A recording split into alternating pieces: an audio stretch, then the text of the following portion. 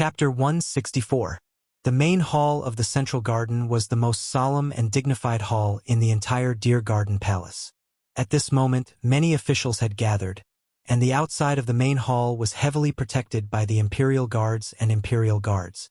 After the assassination attempt by the House of Chivalry, Feng Jixing once again mobilized the nearby 10,000 Imperial Guards to protect the Emperor and Princess in Deer Garden. He did not dare to be careless again. The officials stood on both sides. Feng Jixing, Chu Huaying, and Lin Muyu, who were dressed in white robes and armor, slowly entered the main hall in a triangular formation. They stepped on the blood-red carpet and walked all the way to the place closest to the Emperor, Qin Jin. They saluted in unison and said, "Greetings, Your Majesty." Lin Muyu secretly rejoiced. After entering Lanyan City, she immediately became a soldier. This was a good thing. Even when she saw the Emperor, she only needed to salute and did not need to kneel. She was not like those civil officials who knelt at the drop of a hat. They had no moral integrity at all. Qin Jin smiled and nodded. At ease. Qin Yin stood beside her father and smiled at Lin Muyu. She stuck out her tongue when the officials lowered their heads and did not dare to look. As the most beautiful woman in the empire, she was still so beautiful even when she made a face. Chu Huaying could not help but laugh secretly. His shoulders trembled. Feng Jixing immediately turned to look at him and said, "Old Chu, be more serious." Lin Muyu suppressed her smile and looked up at Qin Yin. She raised her eyebrows slightly. Pfft. Instead, it was the princess who laughed. She did not look serious at all. Cough, cough. Qin Jin turned to look at his precious daughter, but he could not bear to blame her. He coughed and said, "These traitors from the House of Chivalry actually dared to sneak attack Deer Garden in the middle of the night. This is simply outrageous. I have decided to launch a nationwide campaign to exterminate the traitors from the House of Chivalry. I will immediately send a letter to all the provincial governors. I want all the houses of chivalry in the country to be razed to the ground within a month." "Your Majesty is wise." The officials cheered. Qin Jin heaved a sigh of relief and said, "This time, the Saint Realm Ashen Crane actually participated in the rebellion. Fortunately, Feng Jixing, Qin Lei, Chu Huaying, and the other generals risked their lives to protect us. Otherwise, Her Highness Yin and I would have been killed." "I understand. The person who contributed the most in this rescue mission is Lin Muyu. If he had not disobeyed Eagle Guard Commander Mengfang's order and led 300 Eagle Guard warriors to reinforce us, the consequences would have been unthinkable." Looking at Lin Muyu, Qin Jin's eyes were filled with praise as he asked, "Lin Muyu, what kind of reward do you want?" Lin Muyu was startled and said, "Your Majesty, this lowly general has not thought of a reward." The officials laughed loudly and Qin Jin laughed as well. "You have saved us and the officials, and even risked your life to save Her Highness Yin from the belly of a dragon or snake. You have already established an unparalleled merit. If we do not reward you with something, it would seem that our Qin Empire does not have the heart to select talents and appoint people with ability. Speak, do you want wealth or an official title?" Lin Muyu furrowed her brows and thought for a long time. She said, "Your Majesty, I do not lack wealth. As for an official title, I have yet to fully understand the classification of the Empire's official titles, so it is not good for me to ask for anything. Whatever Your Majesty wants to give, this lowly general will gladly accept." Qin Jin couldn't help but laugh loudly. "What a good Lin Muyu. Your personality is quite similar to that of Lord Huading Chu Chu."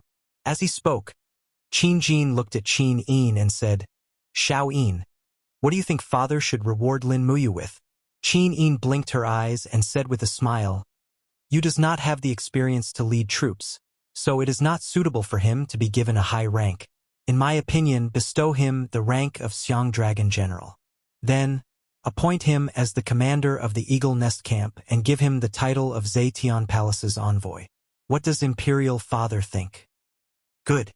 Qin Jin smiled and said, "Lin Muyu, do you accept Her Highness Yin's suggestion?" Lin Muyu nodded. I will listen to Xiao Yin." Qin Jin laughed and said in a clear voice, "Lin Muyu, listen to me. We will immediately promote you to Xiang Dragon General and give you the salary of a Xiang Dragon General. You will also be promoted to the commander of the Eagle Nest Camp. That brute Mengfang will be sent to the border to be a Xiang Dragon General. Thank you, Your Majesty. Lin Muyu cupped her fists and bowed respectfully. Feng Jixing held back his laughter and said, Congratulations, you. There are a total of 3 commanders in the Royal Guards. 1 for the Dragon Guards, 1 for the Tiger Guards, and 1 for the Eagle Guards. You are now one of the 3 commanders. Your rank is the same as that old brat Chu Huayin. Chu Huayin was the commander of the Dragon Guards. At this point, 2/3 of the Royal Guards were under the control of Lin Muyu and Chu Huayin. After that, Qin Jin also rewarded Feng Jixing, Qin Lei, Chu Huayin, and the others. The rewards were in the form of Jining coins, fertile land, and so on. The 3 of them had relatively high ranks of nobility. Lin Muyu stood quietly at the side. In reality, her rank was not enough to attend such a hearing. After all, the Xiang Dragon General was only the 6th rank out of the 14 ranks of the Empire's military. There were still 5 ranks above her, namely Deputy General, Eastern Suppression General, State Protector General, State Suppression General, and Commander General. However, it was already not bad. After all, there were still 8 ranks below her, namely Brigadier General, Feather Colonel, Valiant Cavalry Colonel, Halberd Captain, Sergeant, and Sergeant. Moreover, this Xiang Dragon General was directly under the command of Lanyan City. The central government was much stronger than the local government. The real power in their hands was completely different. A small lieutenant in the central government could be treated as a general in the border army. This was not a rare occurrence. After the rewards, Qin Jin held the Desolation Sword in his hand and said, Now, let's discuss how to eradicate the rebellious forces of the House of Chivalry. State Protector General Wuxia stepped out and cupped his fists. Your Majesty, the House of Chivalry's forces are very complicated in the Empire. They have their headquarters and branches everywhere. It is said that the House of Chivalry can be found in all the major cities in the Empire. The total number of members who are above the level of lone swordsman has already exceeded 3 million. Therefore, the eradication of the House of Chivalry requires long-term planning. Long-term planning? Qin Lei raised his eyebrows and said, General Yuan, the henchman of the House of Chivalry almost killed Your Majesty and Her Highness Yin. Do we still need long-term planning? Tell me, isn't the world the Qin family's world? If Your Majesty says to eradicate them, then they must be eradicated. There is no room for negotiation. Wuxia was stunned. Commander Qin Lei, that is not what I mean. I am only saying that this matter needs to be done slowly and cannot be rushed. Qin Jin said, Stop arguing. Feng Jixing, you are the most reliable and experienced in handling matters. Tell me, what do you think we should do? Yes, Your Majesty. Feng Jixing cupped his fists and a glint of light flashed across his eyes. It is very simple. First, eradicate the House of Chivalry within the Lanyan city of the imperial capital. Then, send out elite soldiers and generals to expand outwards. First, pacify the House of Chivalry in the few provinces in the north and maintain the stability of the north. After that, expand to the provinces in the south. No matter how deep the roots of the House of Chivalry are, we will definitely be able to uproot them. Qin Jin nodded and smiled. All right, then I will leave this matter to you to handle. Yes. Feng Jixing cupped his fists and said, I have a presumptuous request. I hope that Your Majesty can agree to it. Speak. I want 2 people. Oh? Which 2? Qin Jin was stunned. Feng Jixing smiled. Lin Muyu and Chu Huayin. These 2 imperial guards are smart and capable. If I have their assistance in pacifying the House of Chivalry, I will be able to achieve twice the results with half the effort. All right, approved. Thank you, Your Majesty. Feng Jixing was overjoyed. Lin Muyu pursed her lips and said softly, If you want people so badly, why don't you ask whether Brother Chu Huayin and I are willing? Do you still have any human rights? Feng Jixing cupped his fists and said in a low voice, Rascal, Brother Feng needs your help now. If you don't help me, who else will? Besides, I, Feng Jixing, am on a mission to annihilate the House of Chivalry. Do you know how many people are waiting to see me make a fool of myself? If I fail, I might be impeached. I might not even be able to keep my position as the commander of the Imperial Guards. Lin Muyu snickered. That's perfect.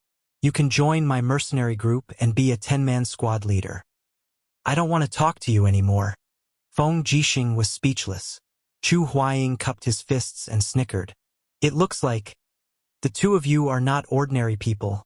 Feng Jixing was speechless. Lin Muyu was speechless. After the meeting, the emperor announced that the meeting was dismissed and that they would return to Lanyan City in the afternoon. The officials dispersed. Lin Muyu was about to leave when an attendant suddenly walked up to her and said with a smile, "Lady Lin Muyu, His Majesty invites you to the rear hall to speak." Oh? Lin Muyu followed him. When she arrived at the rear hall, Qin Jin and Qin Yin were both there. Qin Yin was still dressed like a princess, but Qin Jin had taken off his dragon robe and was dressed in plain clothes. He said with a smile, "Lin Muyu, do you know why I have summoned you here?" "I don't know." Lin Muyu answered honestly. Qin Jin smiled. "I heard that you lost your memory when you were in Silver Fir City. You don't remember who you are or who your family is. What about now? Do you still remember?" Lin Muyu was taken aback. She replied, "I still don't remember." "Good." Qin Jin waved his sleeves and said with a smile, "I want to adopt you as my son. How about it?" Adopted son?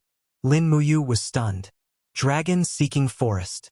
Before dawn, the mountain was cold and cheerless. Accompanied by rustling sounds, an old man emerged from a nameless cave. His face was covered in dirt, and he carried a bamboo basket on his back. The basket was filled with rare herbs. He had a smug look on his face as he chuckled. "I've even found a grade 8 herb. Humph. Let's see if that brat you still dares to mock me. Choo-choo, for not knowing anything about medicine." He strode as if he was flying, heading straight for Deer Cry Park. At this moment, the sound of hooves could be heard from the foot of the mountain.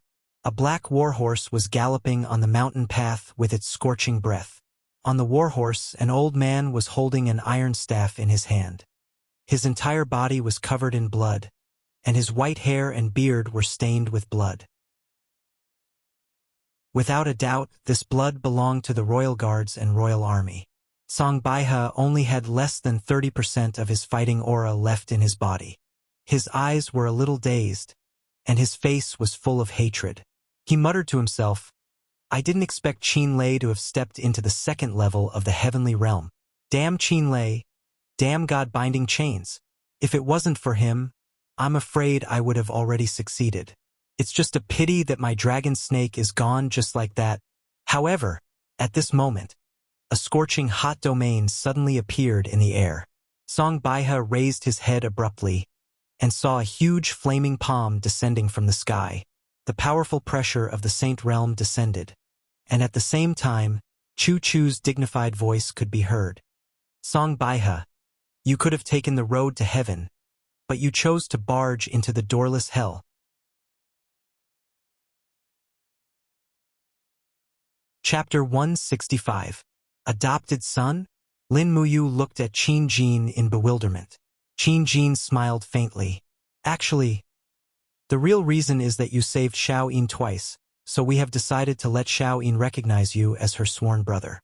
However, if you are unwilling, then forget it." Qin Yin stood in front of Lin Muyu, her hands crossed in front of her. Her beautiful eyes shone with hope, yet she did not dare to look at Lin Muyu. By the time Qin Jin finished speaking, her pretty face was already completely red.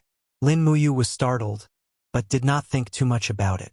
She smiled and said, "Then let's do it. Having a younger sister like Her Highness Yin is my life's greatest wish." "Is that so?" Qin Jin could not help but smile. "Good. Then from now on you are my Qin Jin's adopted son and a member of the Qin family. Are you willing to change your surname to Qin?" "Can I not change it?" Lin Muyu asked. Qin Jin laughed heartily. "Yes. Many thanks to your majesty for granting my wish." Qin Jin was clearly in a good mood. He placed his palm on Lin Muyu's shoulder and said, You are a talent. From now on, you will be a member of the family. A member of the Qin family who does not share the same surname will bring you courage and glory. However, you must also pledge your loyalty and oath to the family. Go Xiaoyin will help you take the oath to join the family. After that, I will have someone write your name into the Qin family's genealogy book. From the side, Qin Yin walked over with a smile and reached out to hold Lin Muyu's hand. When their fingers interlocked, the warmth from Qin Yin's little hand caused Lin Muyu to be a little dazed. Qin Yin's face was also bright red as she said, I will have to call you Big Brother from now on. Amen. Then, Big Brother come with me. All right. In a corner of the rear hall, the memorial tablets of the family's ancestors were enshrined. In the most conspicuous position, there was a memorial tablet with the words, Founding Emperor Qin Yi's Memorial Tablet, written on it. Lin Muyu couldn't help feeling a little surprised. She asked, Xiaoyin, Qin Yi, how many years has it been since he passed away?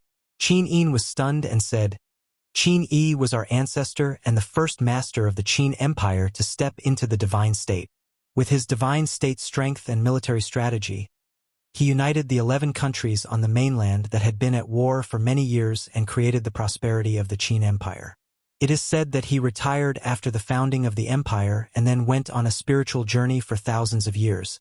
So here is his memorial tablet. So that's how it is. Lin Muyu couldn't help but recall the scene when she transmigrated to this dimension.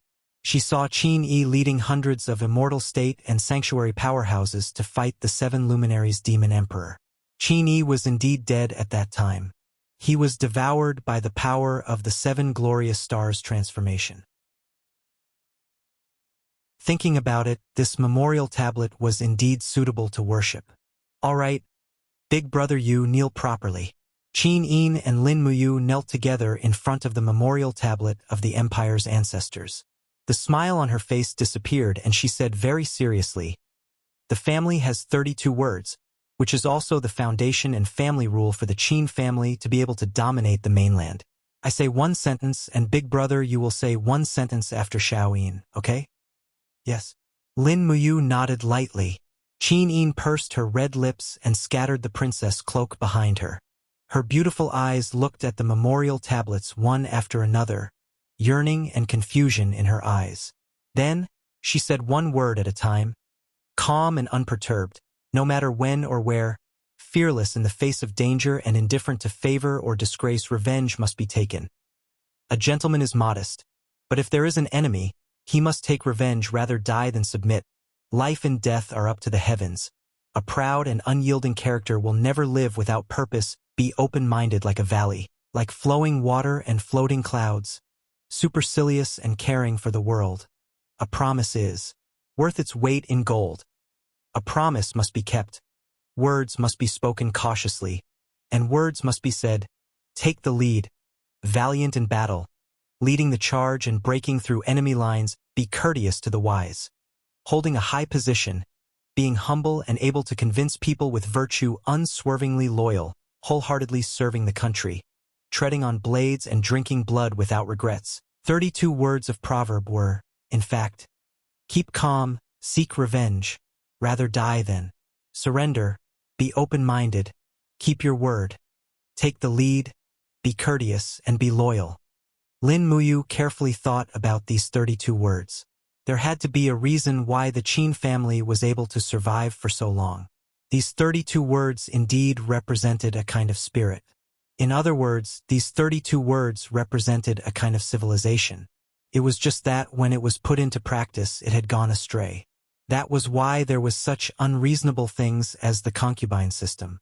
After saying this, Qin Yin stood up, held Lin Muyu's shoulder, and said with a smile, Big Brother from now on, you are a member of our Qin family.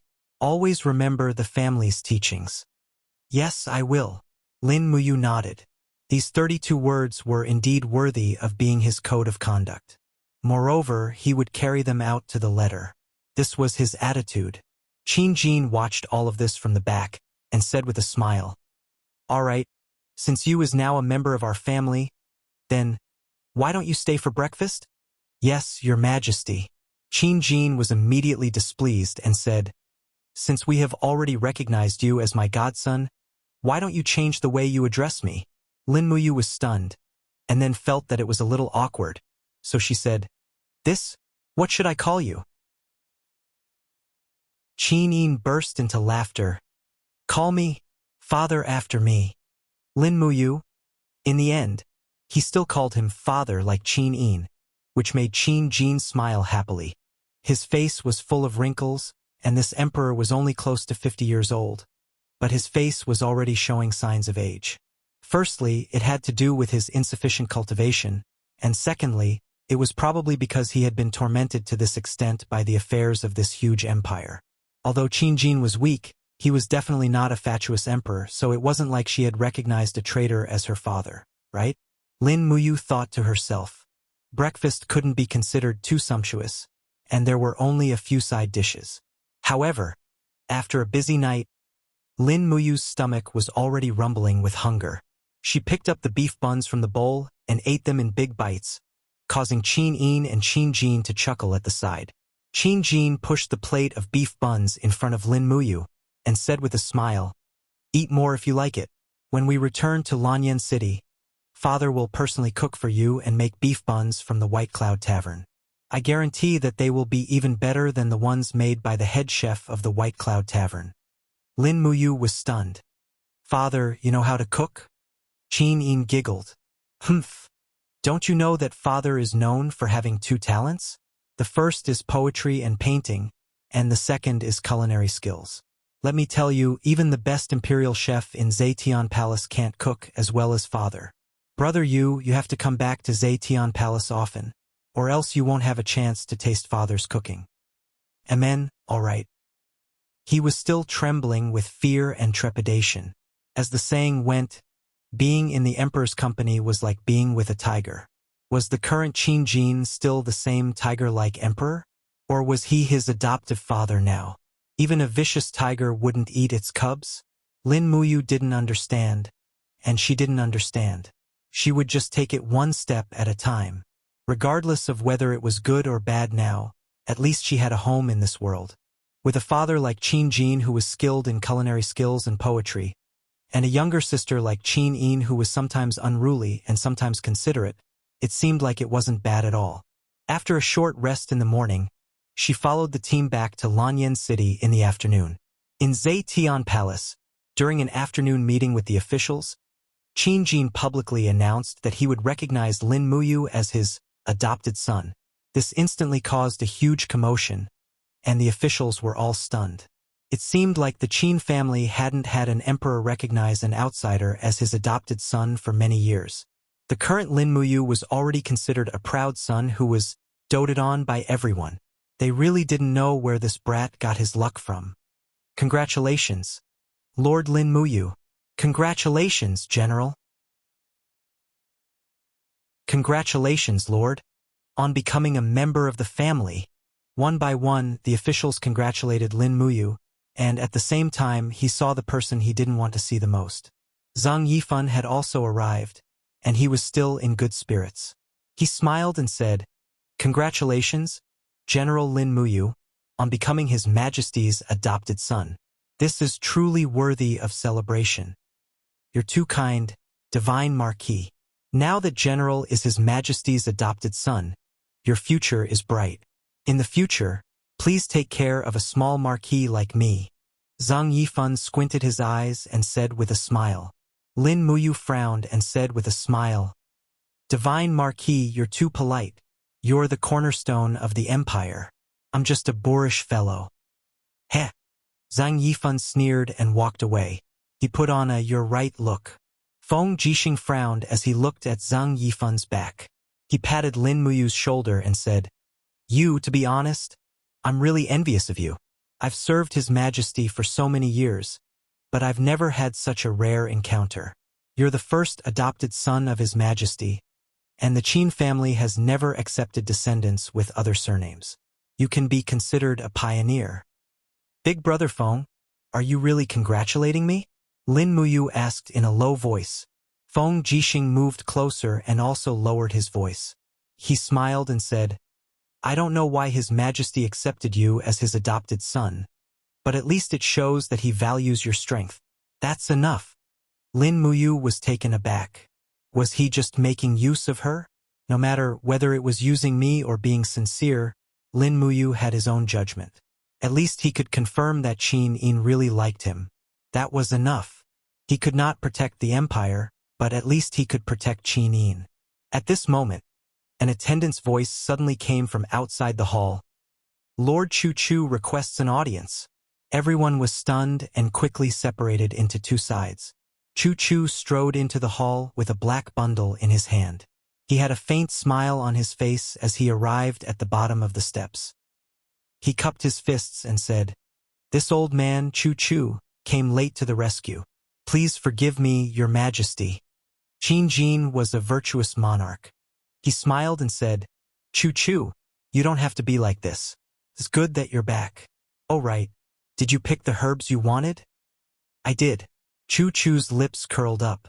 He smiled and said, Moreover, I had an unexpected harvest that I wanted to present to Your Majesty. Oh, what is it? Qin Jin asked with a smile. Chu Chu immediately knelt on one knee and put down the bundle in his hand. He opened it layer by layer. When he opened the last layer, it was a bloody head. Moreover, the head's beard and hair were all white and stained with blood. Even its eyes were wide open, as if it had died with a grievance. Chu Chu turned around and looked at Zhang Yifan provocatively. He then cupped his fists and said, This old man encountered that old thief Ashen Crane when I was descending the mountain. I took care of him and presented his dog's head to Your Majesty. Qin Jin was overjoyed. Good, good. Chu has already made a great contribution. In an instant, Zhang Yifan's face turned extremely pale and ugly.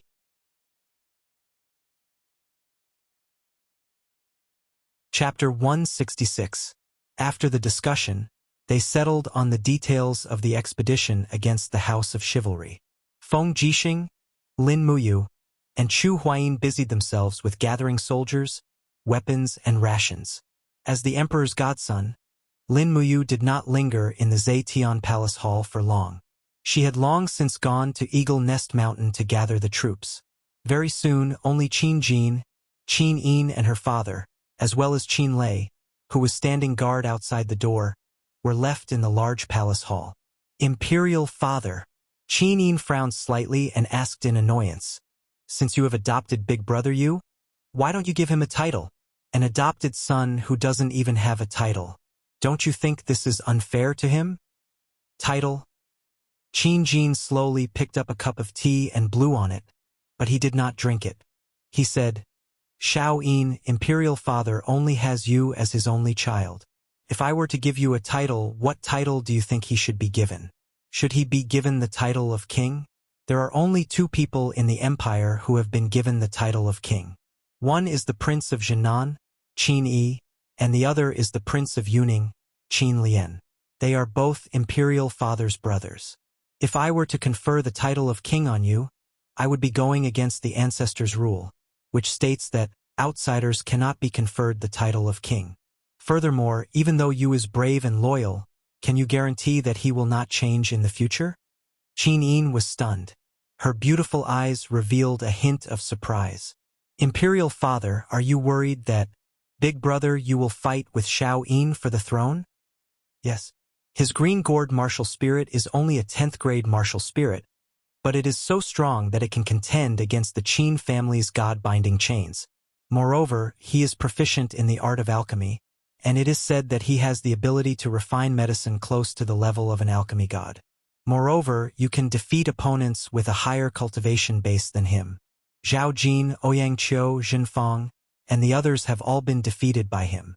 Some people claim that you uses an extremely evil and domineering mysterious power, a power that no one has ever heard of before. Qin Jin then sighed softly and said, People will always change. No matter how nice he is to you now, it's only because of your talent and beauty. What do you think? Qin Yin stood there in a daze. After a while, she said, If I Don't say any more. Qin Jin waved his hand and said gently, Shaoyin, be good. Don't make things difficult for Imperial Father. The matter of Lin Muyu being bestowed the title of king will end here.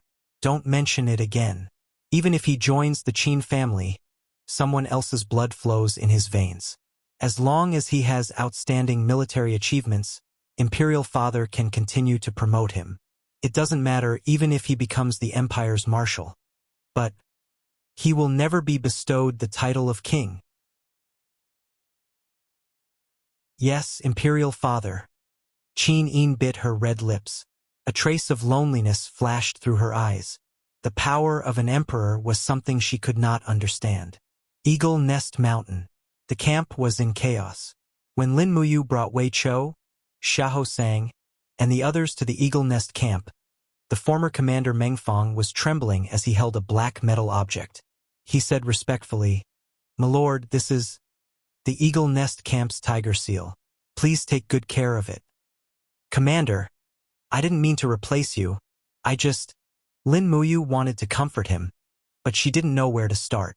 Meng Fong shook his head and smiled. "No, this matter has nothing to do with anyone else. I was blind to actually stop you from bringing troops to reinforce Deer Cry Park. It was I, Meng Fong, who was muddle-headed. All right, I will leave the mountain immediately. As for the Eagle Nest camp, I hope that Lady Lin Muyu can take good care of it. This is the hard work of my brothers and I for many years." Lin Muyu smiled. "Don't worry, I will." Meng Fong led his warhorse and went down the mountain alone to the royal army to receive his orders. A dignified commander of a camp leaving alone like this did indeed seem very lonely. After watching Meng Fong leave, Lin Muyu turned to the group of royal guards and said, "All right, let's have a meeting." "Yes, my lord." Eagle Nest Mountain had a total of nearly 700 soldiers under her control. This gave Lin Muyu a sense of accomplishment that she had never felt before. God damn it. She was finally a person who held the power to decide life and death in her hands. A group of squad leaders and corporals of the Royal Guards stood on both sides. Two of them were very eye-catching. One was Gong Sun and the other was Su Gung. Because these two were former subordinates of the Divine Marquis residence, they were still members of the Divine Marquis residence. However, their presence in the Eagle Nest camp made people feel like they were out of place. Lin Muyu was someone who couldn't tolerate having a single grain of sand in her eyes. She took out a document and smiled. "Lord Gong Sun, Lord Su Gung, I have good news here.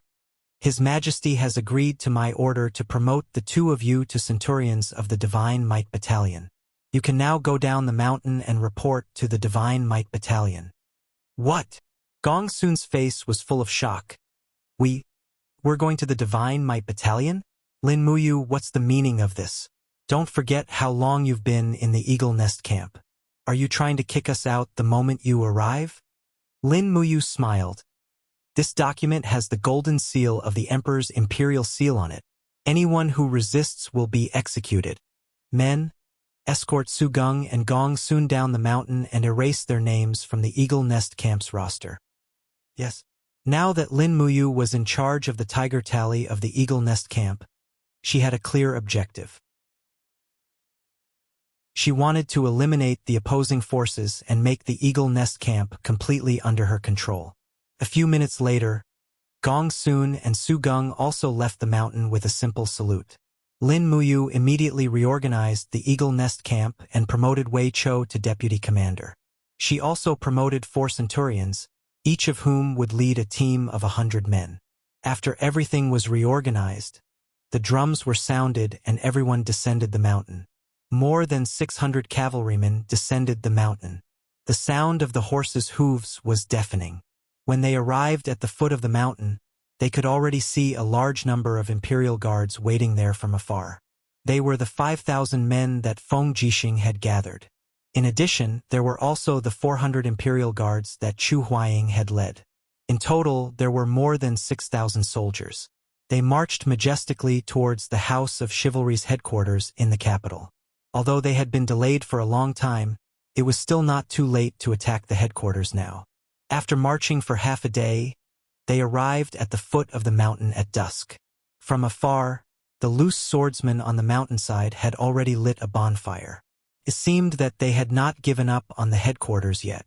There were about 100 men guarding the entrance of the mountain. "Attack the mountain!" Feng Jixing commanded and led the cavalrymen to charge forward. As they neared the entrance of the mountain, he brandished his saber and slashed out a powerful saber energy. Boom! The simple and crude entrance of the mountain was immediately split into two. More than 2,000 Imperial Guards charged forward and slashed the 100 or so loose swordsmen into a mess. "Let's go up as well." Lin Muyu waved her hand, and Wei Chou and the others immediately led the Eagle Nest Battalion to charge forward. They arrived ahead of the Imperial Guards and killed their way to the headquarters of the House of Chivalry. Outside the headquarters, there were cries of anguish. Many of the loose swordsmen who had been injured during the operation last night were currently recuperating. How could they withstand the combined attack of the Imperial Guards and Imperial Guards? Many of them knelt down and shouted at Lin Muyu, "Lin Yan, Master Game Envoy, please let us go. We don't know anything, we just want to eat." Chu Huaying frowned and asked, "What should we do with these loose swordsmen? Should we take them in and convert them into the Imperial Guards?" Feng Jixing raised his eyebrows and said proudly, "The warriors of the Imperial Guards are untainted by even a speck of dust. These scoundrels whose hands are stained with the blood of the commoners are not fit to join the Imperial Guards. Take them all down and put them into the border guards." Lin Muyu dismounted and stepped into the headquarters. She asked, "Where are Ji Yong and Li Qianxuan?" A silver venerable one had lost an arm. He panted heavily and said, "Envoy to Game Envoy and Envoy Li Yu left with their men at dawn today. We don't know where they are now. Some silver venerable ones and bronze venerable ones who can still move also left with them." Lin Muyu smiled slightly. "If I'm not mistaken, the jewels on the mountain were also taken away, right?" "They took a small portion. There are still a lot of them on the mountain that they couldn't take away in time." "Is that so? Someone, come and take inventory of the treasures in the headquarters." "Yes, Commander." Wei Chou searched for a while and ran back happily. He smiled and said, "Commander, there is a secret room under the headquarters. There are many treasures hidden in it. Do you want to take a look, sir?" "Yes." Lin Muyu nodded and looked at Chu Huaying and Feng Jixing. "Let's go and take a look together?" "Okay." Lin Muyu walked in front with a torch in her hand. She was shocked when she entered the secret chamber. The House of Chivalry's headquarters had more gold hub coins than the Tianjing mercenary group. There were more than 100 boxes of gold hub coins, but all the diamond coins had been taken away. Many of the boxes that stored the gold hub coins had been smashed, and there were traces of people grabbing gold hub coins. Ji Yong and the others had left in a hurry and were afraid of being chased, so they didn't take too many gold hub coins with them. Otherwise, with Ji Yang's greed, he would have taken all the gold here. Ha! Feng Jixing couldn't help but laugh. "The House of Chivalry is really rich." "Yes," Chu Huaying said excitedly. "Look over there. There's an armory." Lin Muyu quickly flew over. There was indeed a large pile of superior-grade weapons there. There were spears, swords, axes, and so on. However, the profound-grade and spirit-grade weapons had been taken away by Ji Yong and his men. However, it was enough. These weapons could be used to equip ordinary soldiers. "Humph!" Chu Huaying opened a simple wooden box and smiled. "I didn't expect Ji Yong to know about antiques and jade artifacts. This old man." There were jade bracelets, rings, necklaces, and other accessories in the box. There were also a few scrolls of calligraphy and paintings. It was obvious that they were paintings by famous people. However, the calligraphy in this world was something Lin Muyu couldn't understand. She opened one of the scrolls and glanced at it. It was really King Ugly. "Eh?" Feng Jixing suddenly picked up a pure black thumb ring from the box. He smiled and said, "What material is this thumb ring made of? It doesn't look like jade, and it looks very hard." As he spoke, he placed the thumb ring on the table, pulled out his saber, and slashed at it. With a dang sound, sparks flew in all directions. The saber was deflected, but the thumb ring was not damaged at all. Its surface was still glowing. At this moment, in Lin Muyu's Hai, Lulu's voice sounded. Brother, this is the legendary Qingming stone. It's a type of spiritual jade and one of the hardest stones. Brother, you can refine the beast's soul into this Qingming stone thumb ring. Then, you can refine this thumb ring into a spiritual artifact. Oh? Lin Muyu's heart skipped a beat. She smiled and said, Brother Feng, since this thumb ring is so hard, why don't you give it to me? Feng Jixing grabbed a handful of gold coins and stuffed them into his pocket. When he was almost stuffed to the brim, he happily said, All right, all right, all right. The thumb ring is yours, and the Jin coins are mine. Damn, there are too many Jin coins here. Can I take some more? Chu Huaying looked at him contemptuously. His meaning was self-evident. You still have the nerve to be the commander of the Imperial Guards?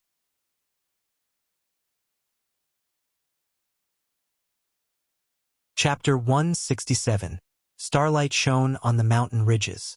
The Imperial Guards and Imperial Guards set up camp around the main altar to rest for the night. Lin Muyu, Feng Jixing, and Chu Huaying sat on a huge rock at the back of the mountain, drinking wine. Beside them, Wei Qiu had set up a bonfire and was roasting a leg of lamb. These were the spoils of war that they had plundered. It was evident how extravagant and decadent Ji Yang and Li Qianxuan's daily lives were. Commander! A 1,000-man commander rode to the giant rock and cupped his fists. We have gathered all the maids of the headquarters of the House of Chivalry. There are a total of 724 of them. How should we deal with them? Feng Jixing asked. How should we deal with them according to the laws of the Empire? The 1,000-man commander smiled. According to the laws of the Empire, these maids have served the rebels for a long time and have become unclean. They should be sent to the nursery to be trained as concubines and sent to the military camps. Lin Muyu frowned and asked, Is there no other way? I don't know. Lin Muyu looked up at Feng Jixing and said, Brother Feng, these maids were originally kidnapped from the nearby villages. They had no choice but to serve the rangers. Brother, you know what kind of place the nursery is. I think, why don't we dismiss these maids? If we send them to the nursery, it's like sending them from one hell of a fire to another. Feng Jixing thought for a while and said, You don't have to say anything. I know what to do. As he spoke, Feng Jixing ordered, General Zhao, take out a portion of the Jinin coins we seized and distribute it to these maids. 50 gold coins each. Then, ask them one by one. If their families are still alive, send an Imperial Guard to escort them home. If their families are gone, bring them back to the capital and hand them over to the ICBC. At least they can find a job as a maid. At least they won't lose their freedom and dignity. The 1,000-man commander surnamed Zhao cupped his fists and had a look of joy on his face. Commander is wise. On behalf of these maidservants, I thank Commander for your grace of rebirth. Feng Jixing waved his hand and said, Don't be a busybody. Hurry up and get to work. Tell those Imperial Army brothers to remember to come back. If anyone dares to not come back, I will capture them one by one and bring them back. Lord Commander, you must be joking.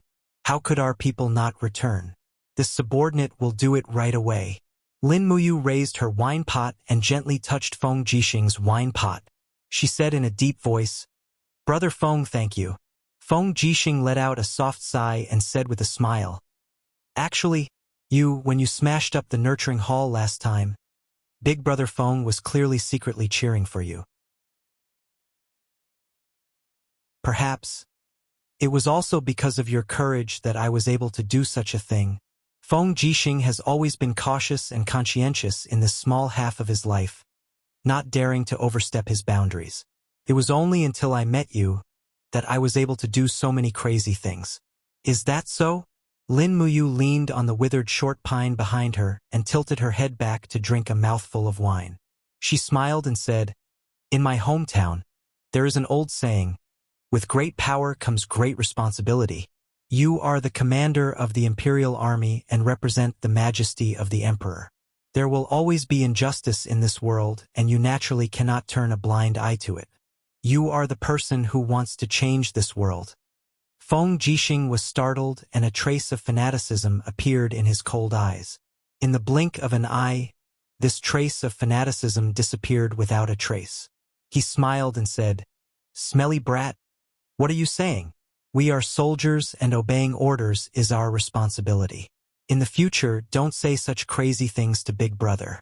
Otherwise I, Feng Jixing, may become the second Mad General Lin Muyu." Mad General? Lin Muyu was startled and said, "Who is slandering me like that?" Feng Jixing laughed and said, "Because of Little Bean Sprout, you publicly challenged the divine marquee residence. On the day of weapon refinement, you publicly cut off one of the arms of the #1 instructor, Zhao Jin. Because of the nurturing hall, you dared to challenge His Majesty. In the end, you were exiled to the Tower of Babel and you actually came back alive. Don't you think that what you did in Lanyan City was not arrogant enough? Don't say that you don't know this title has long been circulating in the military camp of Lanyan City. Mad General Lin Muyu, this title is indeed very suitable for you." Lin Muyu angrily hugged the wine pot in her arms and said, "What are you saying? I only did what I should do.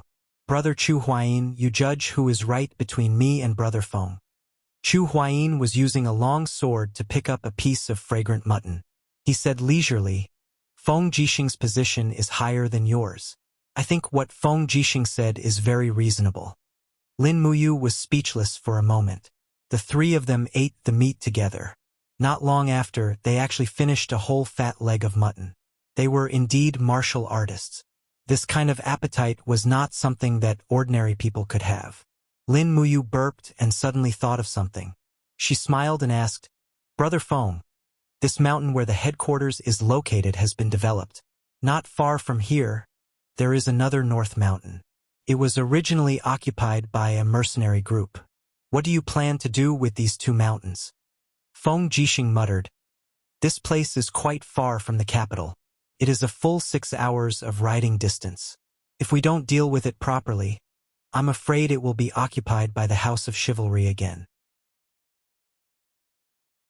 Or perhaps it will be occupied by other wandering mercenaries. It will be disadvantageous to the surrounding people. So perhaps we should hand it over to the local government to deal with it?" Lin Muyu raised her eyebrows and said, "If the local government's army was really that useful, I'm afraid they wouldn't allow these mercenaries and rangers to burn, kill, and loot everywhere without anyone clearing them up. Then what do you think we should do?" Feng Jixing was at his wit's end. Lin Muyu smiled.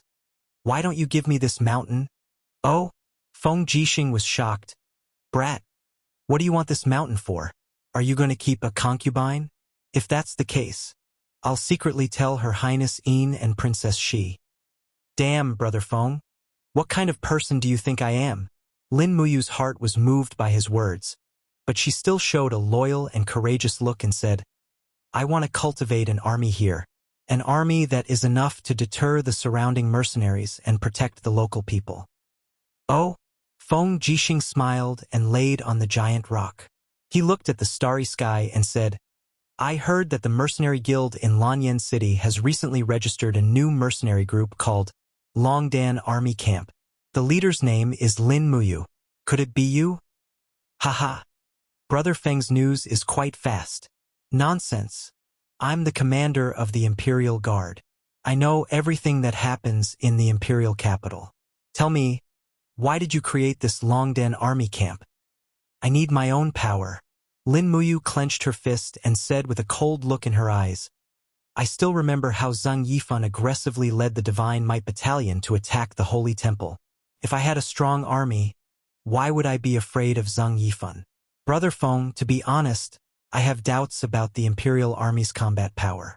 If this continues, are we going to rely solely on the Imperial Guard to protect Lanyan City and Shaoyin?" Feng Jixing was stunned. He was silent for a few seconds and said, I only have one question for you. Did you create the Longdan Army Camp for the throne or for Shaoyin?" Feng Jixing was very straightforward. Lin Muyu was also stunned and said without hesitation, "I've never coveted the throne and I have no interest in it. I created the Longdan Army Camp because I'm worried that our current power can't protect everything that's good now. I created the Longdan army camp in the hope that one day I can rely on my own power to protect the people I care about. Ha! I see. Feng Jixing sighed and said with a smile, That's good. Brother Feng, you don't have to worry too much. Since the Longdan army camp is a brother legion of the Imperial Guard, I will definitely close one eye to the existence of the Longdan army camp. It's up to you to build the Longdan army camp to be strong. Lin Muyu nodded and asked, Brother Feng, you scared me just now. Do you think I'm the kind of person who wants to fight for the throne?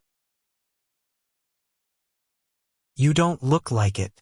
Feng Jixing took a deep look at him with a playful look in his eyes and said with a smile, But if you really want to fight for the throne, you will be the most terrible enemy of the Qin Empire because you have both civil and military skills.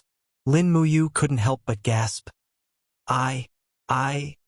Feng Jixing laughed and patted him on the shoulder intimately, saying, Silly boy, you are my brother. I, Feng Jixing, will never hurt you and will never be afraid of you. Come on, drink this wine and go back to sleep early. To be honest, I'm looking forward to what kind of powerful existence your Longdan army camp will eventually become.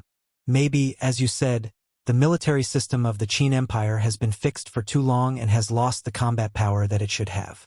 Even the Imperial Guard is not as good as before. We really need some fresh blood.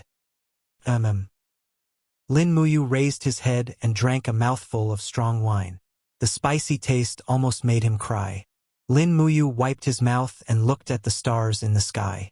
He was thinking that if there were really emperor stars and general stars among the stars in the sky, then where was the one that belonged to him? Was it the emperor star or the general star?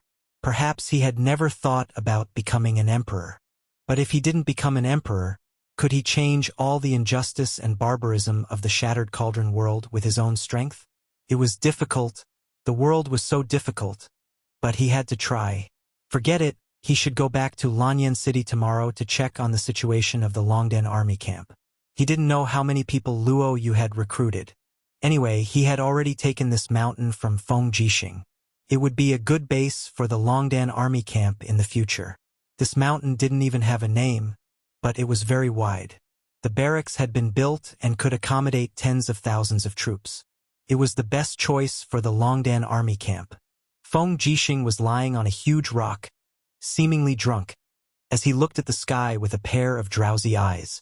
He tilted his head to look at Lin Muyu and Chu Huayin and couldn't help but smile. When he looked at the sky again, a shooting star streaked across the sky. He was slightly stunned, and his eyes seemed to become more serious.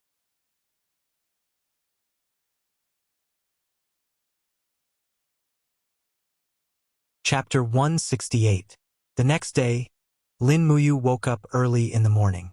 She was wearing the armor of a gold star training partner from the Holy Sanctum, which was also embedded with a buoyancy gem. The biggest difference between this outfit and her previous one was the dark blue underwear underneath the armor. This was the uniform of the high-ranking generals of the Empire. The dark blue fabric was very hard, and there were 2 military insignia embedded on the collar. Behind the golden-purple flower was a golden 6-pointed star, representing the rank of a chiliarch. Feng Jixing's military insignia was a golden-purple flower with 3 golden 6-pointed stars behind it. Just like the strict ranking system, chiliarchs had 1 star, captaincy had 2 stars, and commanders had 3 stars. As for the imperial marshal, no one knew. Along the way, maids walked hand in hand, some with tears on their faces. When Lin Muyu, who was wearing the Holy Sanctum's battle robe, rode his horse slowly past, one of the maids recognized him and called out softly, "Are you Lord Lin Yan, game envoy?"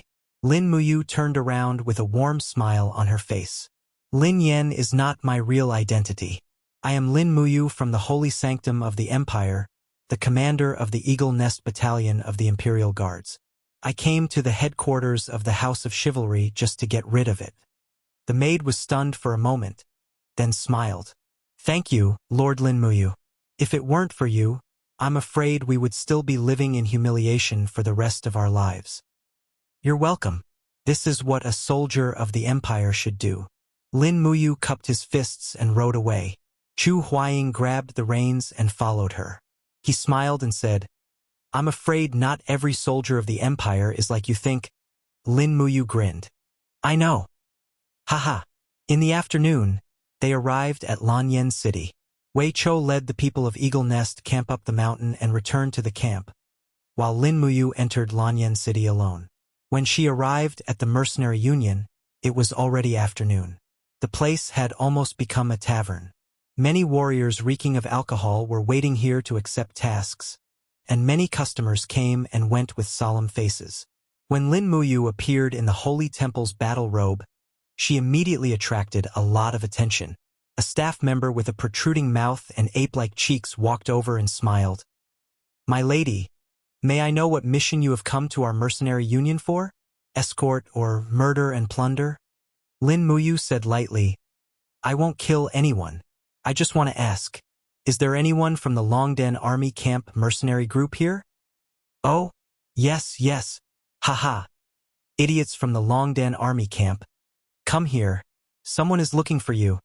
At this time, a bearded man in the corner put down the wine pot, grabbed the battle axe on the table and said with a smile, Who is looking for Grandpa?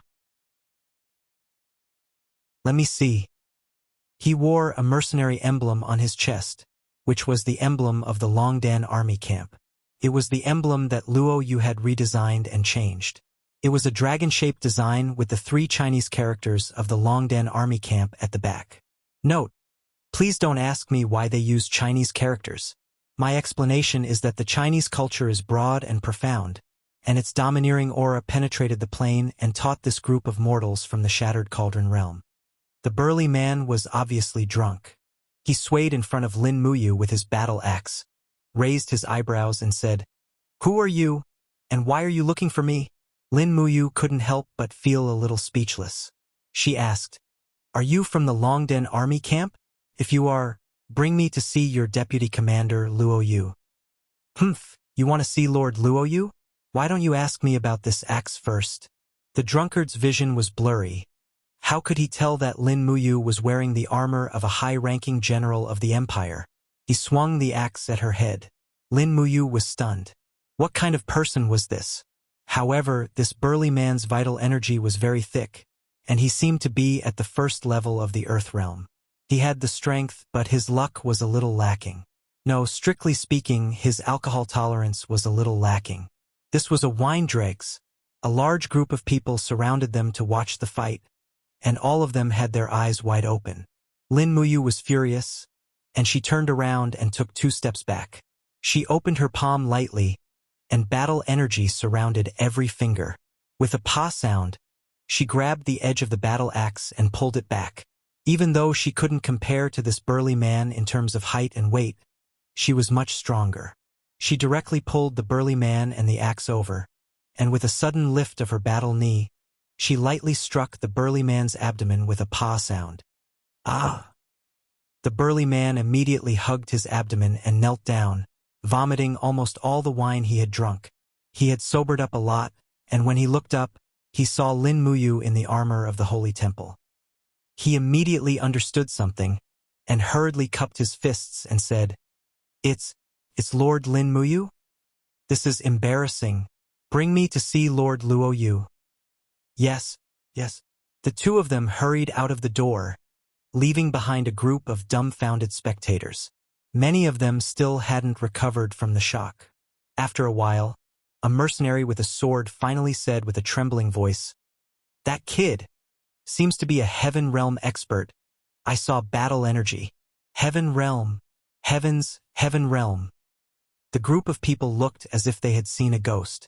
After leaving Lanyan City, they found a dilapidated house in the forest outside the city.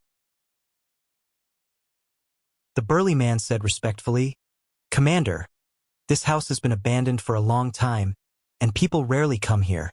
So Lord Luo, you set up this place as a temporary camp for the Longdan Army Camp. How many people have we recruited? Lin Muyu asked while riding on her warhorse. The burly man walked, carrying his battle axe, and grinned. There should be around 60 people now, right? These days, although there are many warriors in Lanyan City, many of them are boorish people who have not even stepped into the human realm. It's a little difficult to find experts above the human realm. In less than half a month, Lord Luo Yu has already found more than 50 people. It's really not easy. Lin Muyu nodded. In fact, to put it in another way, the reason why they could recruit so many people was because of money. She did not give the 100,000 Jingrin coins for nothing. Outside the dilapidated house, a flag fluttered in the wind. It was a very simple flag, and the words Longdan Army Camp were written on it. There was no one patrolling outside at all. When Lin Muyu stepped into the house, she saw a large group of people scattered in the yard. Some were smoking, some were drinking, and some were playing dice and gambling by the millstone. Looking at this group of people, the younger ones were 17 or 18 years old, and the older ones were in their 40s. Some were shirtless, some were only wearing underpants, and there were 2 people who had taken off their shirts and were comparing whose chest muscles trembled more frequently. Their faces were flushed, and they looked like they were unwilling to admit defeat. Lin Muyu was a little flustered when she saw this. She came from the modern era and had seen breast-shaking dance, but it was definitely not a dance performed by men. At this moment, looking at this yard full of JP, she was incomparably ecstatic. Someone's here. A mercenary jumped up from a tree and said, "Look, a high-ranking officer of the Empire has arrived. He's definitely here to raid us. Brothers, get ready to attack."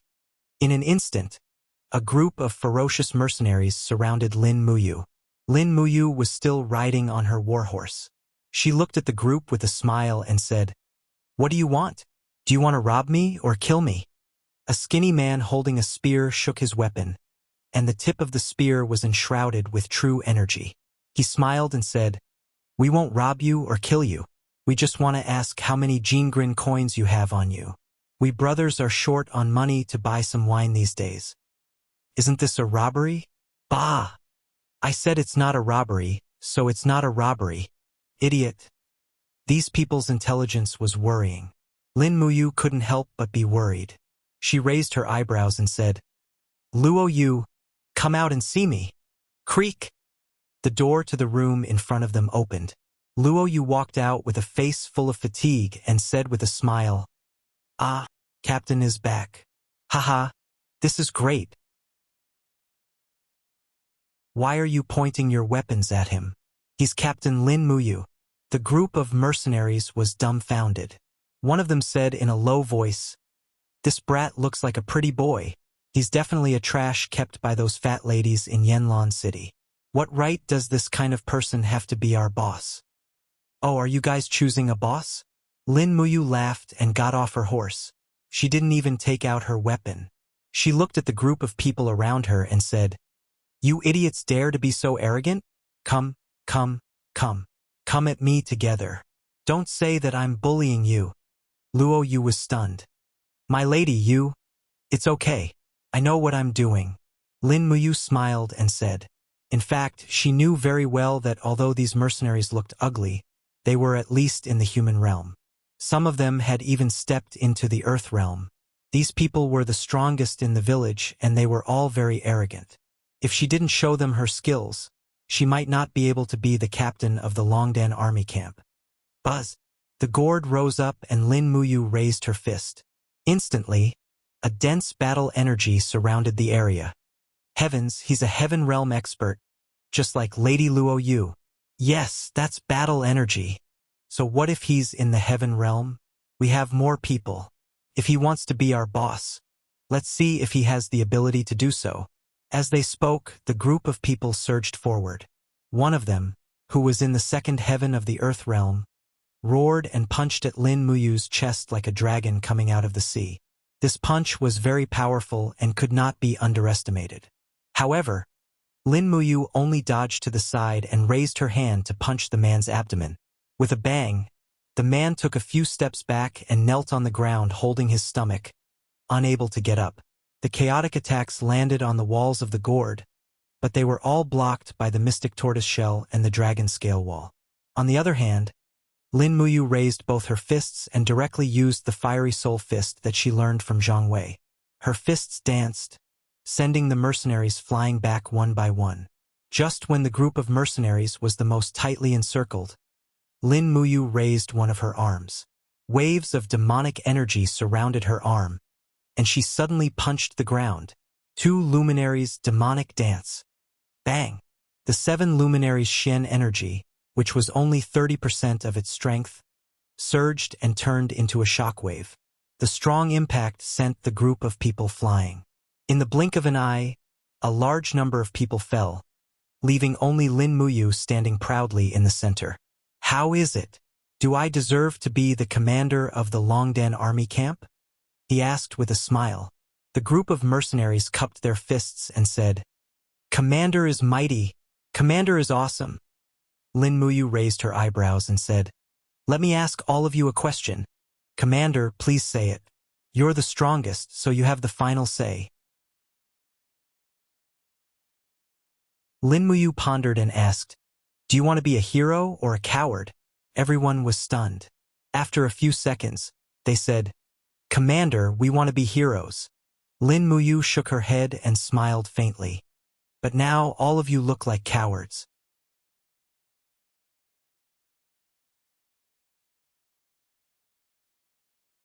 Chapter 169.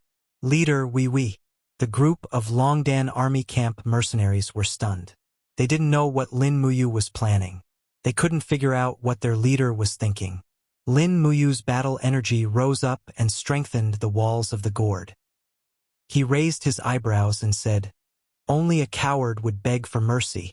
The Longdan army camp is called the Longdan army camp because we have guts. If you are not cowards, then think of a way to defeat me. Otherwise, how can you be worthy of being the mercenaries of my Longdan army camp? Hey, come on. In an instant, he angered these people. One by one, the mercenaries took out their weapons and looked like they were going to risk their lives. Luo Yu stood at the side and was stunned. In the next moment, the battle continued. A large group of mercenaries waved all kinds of weapons and slashed at Lin Muyu. They also used all kinds of secret skills. Evil dog snatching H*T. Umbrella dragon in the sky. Lion steals peach. Deadly chain lightning kick. All kinds of attacks landed on the walls of the gourd. What followed was Lin Muyu's counterattack. He punched them one by one and beat them until their faces were swollen. These mercenaries seemed to have become wild and rushed forward with their faces covered in blood. Under this situation, Lin Muyu's battle energy was running out. In the face of so many Heaven Realm and Earth Realm experts, he only relied on the second star to intimidate them. If so many people fought with their lives at the beginning, Lin Muyu's battle energy would be depleted even faster. Very quickly, holes began to appear on the walls of the gourd. Large machetes, Buddhist staffs, and other weapons began to smash the mystic tortoiseshell's flame barrier into pieces. Furthermore, more than half of the people in this group possessed martial souls. Attacks with martial souls were even more deadly. Although Lin Muyu managed to send 7 or 8 people flying with more than 10 punches, he was already having a hard time dealing with the encirclement. It was fortunate that his martial soul, the gourd, was focused on defense. If it was Feng Jixing or Chu Huayin who had martial souls that focused on offense, they would not be able to withstand the attacks without killing or severely injuring their opponents. Pa pa pa. A streak of lightning spread out from Lin Muyu's palm. Kang!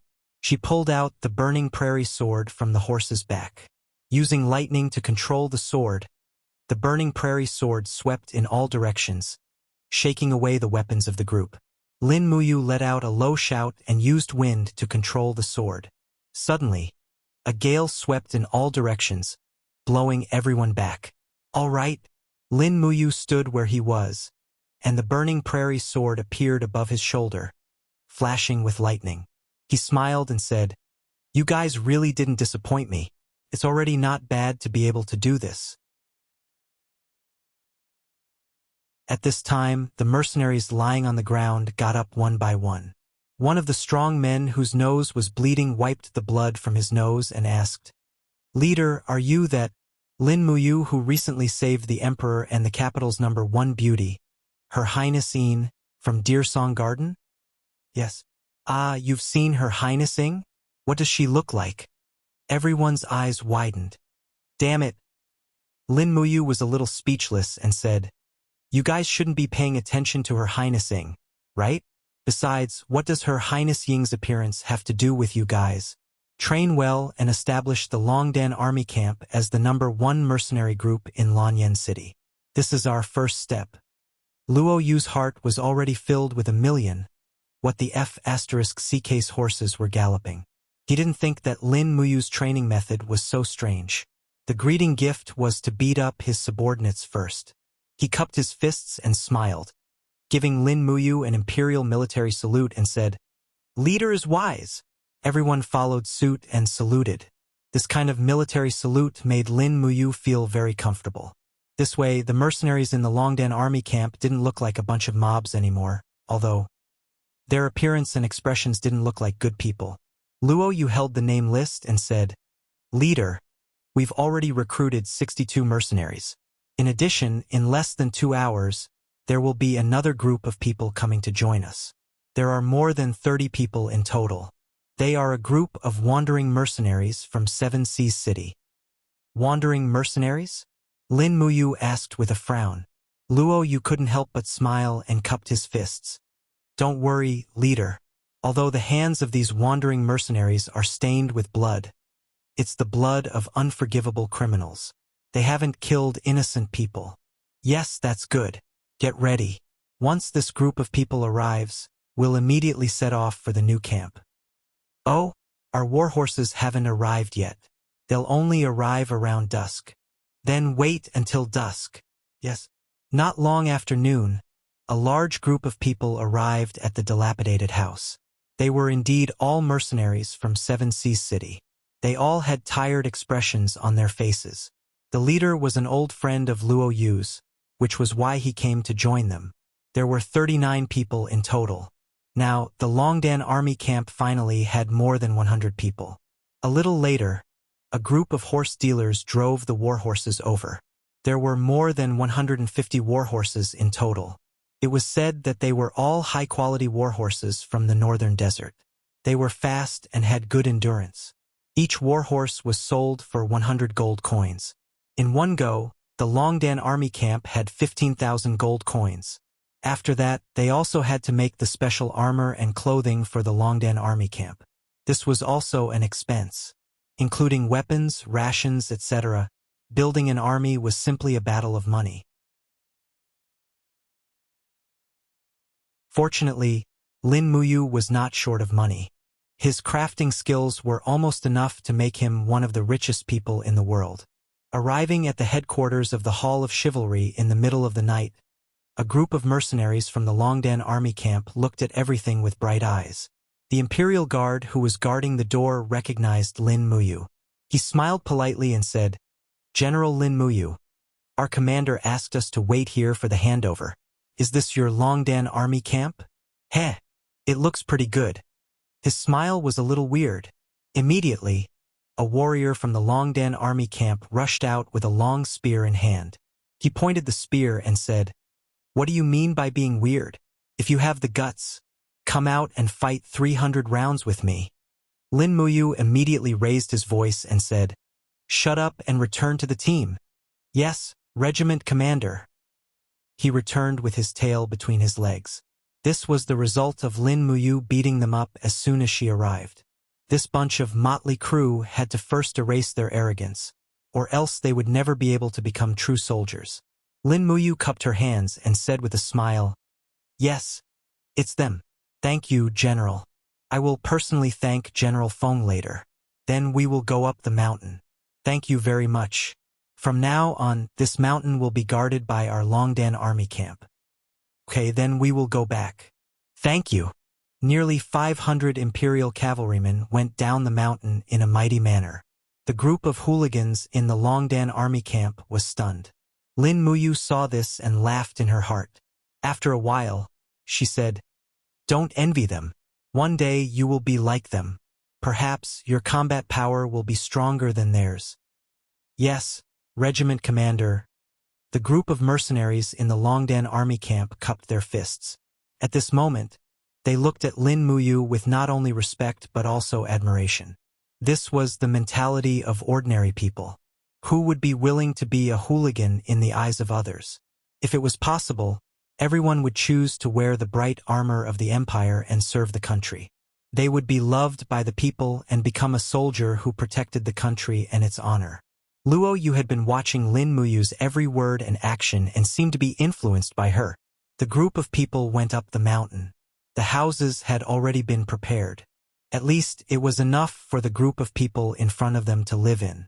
The flag of the Longdan army camp was instantly placed on the main altar, fluttering in the night wind. "This mountain doesn't have a name yet," Lin Muyu said. Luo Yu smiled slightly. "This mountain is rugged, with a lone peak that pierces the clouds like the head of a real dragon. Why don't we call it Dragon Rocky Mountain? What do you think, sir?" "Dragon Rocky Mountain, Dragon Rocky Mountain," Lin Muyu repeated twice. She remembered that Long Yen was originally Jin Zun from the Hall of Chivalry. His entire life was probably to pursue fame and fortune, but he was killed by Jiang Fenglai in the end. However, the name Dragon Rocky Mountain was not bad. She would treat it as a memorial to this unknown traveler. She smiled and said, "Yes, send someone to invite the craftsman over tomorrow and carve the words Dragon Rocky Mountain on the rock wall. This mountain will be the encampment of our Longdan army camp in the future." "Yes, sir." "Oh yes. Continue to send people around Lanyan City to search for cultivators with good character to join the Longdan army camp. After they enter the Longdan army camp, give them a monthly salary so that they have something to rely on. In addition, maintain a high intensity of training every day so that everyone knows how to ride horses, shoot arrows, use swords, and so on." "Yes, the training will be settled. Sir, you don't have to worry." "Oh yes, sir. Do we need to accept those employment missions from the mercenary guild?" "No, you don't have to." Lin Muyu's eyes shone as she said, "You can send people to the nearby villages to accept the missions entrusted by the villagers.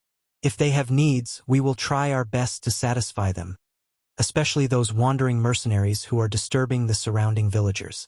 Think of a way to eliminate them one by one. In this area of Dragon Rocky Mountain, only our Longdan army camp can exist. The rest of the motley crew will be wiped out." Luo Yu couldn't help but laugh. "Sir, do we really have that kind of strength? As far as I know, there are still a few wandering mercenary groups near Dragon Rocky Mountain. It is said that the largest group has at least 2,000 people gathered. They are all bandits and bandits. These people are not to be trifled with. Sir, are we really going to make them our enemy?" "Of course we can." The corner of Lin Muyu's mouth curled up. She said each word firmly. "Every time we eliminate a wandering mercenary group, we will choose those with a conscience and decent strength among the captives to join us. After training, we will continue to expand our scale. Also, Luo Yu, you have to pay special attention to one thing." "What is it, sir?" "Military law must be strict. Orders must be followed. If anyone in the Longdan army camp disturbs the people and the situation is serious, they will be killed without mercy." "Yes, don't worry, sir. I will remember." "Okay, that's good. I will make a trip back to the imperial capital. I will leave this place to you temporarily. Let me know when the funds are used up." "Yes, sir."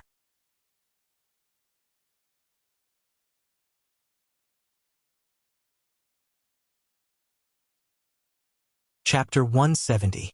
In the afternoon, the winter sun shone lazily on Lanyan City. Under the mottled shadows of the trees, Lin Muyu slowly rode his horse into the city. He could even enter the imperial capital without being checked just by relying on his divine temple armor and the insignia on his neck. He let the warhorse gallop freely on Tongtian Street. He took out the netherworld stone ring from his chest pocket and put it on his thumb. However, he found that the feeling of the sword was affected when he held it. It seemed that this thing was just an ornament. It was not practical to use it as a weapon or defensive tool. After playing with it for a while, he took off the netherworld stone ring and stuffed it back into his chest pocket. At this time, the street in front of him was very lively. Many commoners had gathered around. Lin Muyu hurriedly urged his horse to go over to take a look. However, he found that there was a convoy in front of him. The rolling carts were connected together like a train, and the carts were transporting the body of a huge creature. It was the carcass of the dragon serpent that was killed in Deer Song Garden. The Imperial Army actually transported the carcass of the dragon serpent back. Looking at the carcass of the dragon serpent, Lin Muyu looked at his burning prairie sword. Even the sharpness of the burning prairie sword could not cut through the scales of the dragon serpent. One could imagine the hardness of the scales. Moreover, each scale of the dragon serpent was about a meter in diameter and was in the shape of a diamond. If it was used to make a shield, it should be invulnerable, right? Thinking of this, Lin Muyu could not help but have an idea. He immediately urged his horse forward and found the leader of the convoy. It was an acquaintance, 1,000-man commander Luo Lai, one of Feng Jixing's right-hand men. General Luo Lai. Luo Lai turned around and saw Lin Muyu.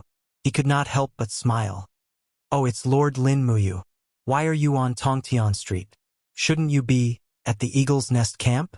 I'm not going to the Eagle's Nest camp today. Lin Muyu rode beside him and asked, where are we going to send such a huge dragon snake's corpse? Ha, it was Commander Feng Jixing who asked us to transport the carcass of the dragon snake to the Zetian Palace.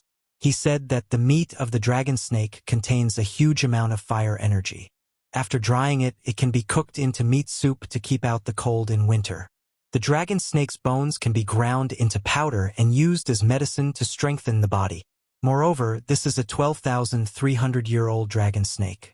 If it wasn't for the fact that it didn't pass the tribulation, it would have already transformed into a dragon.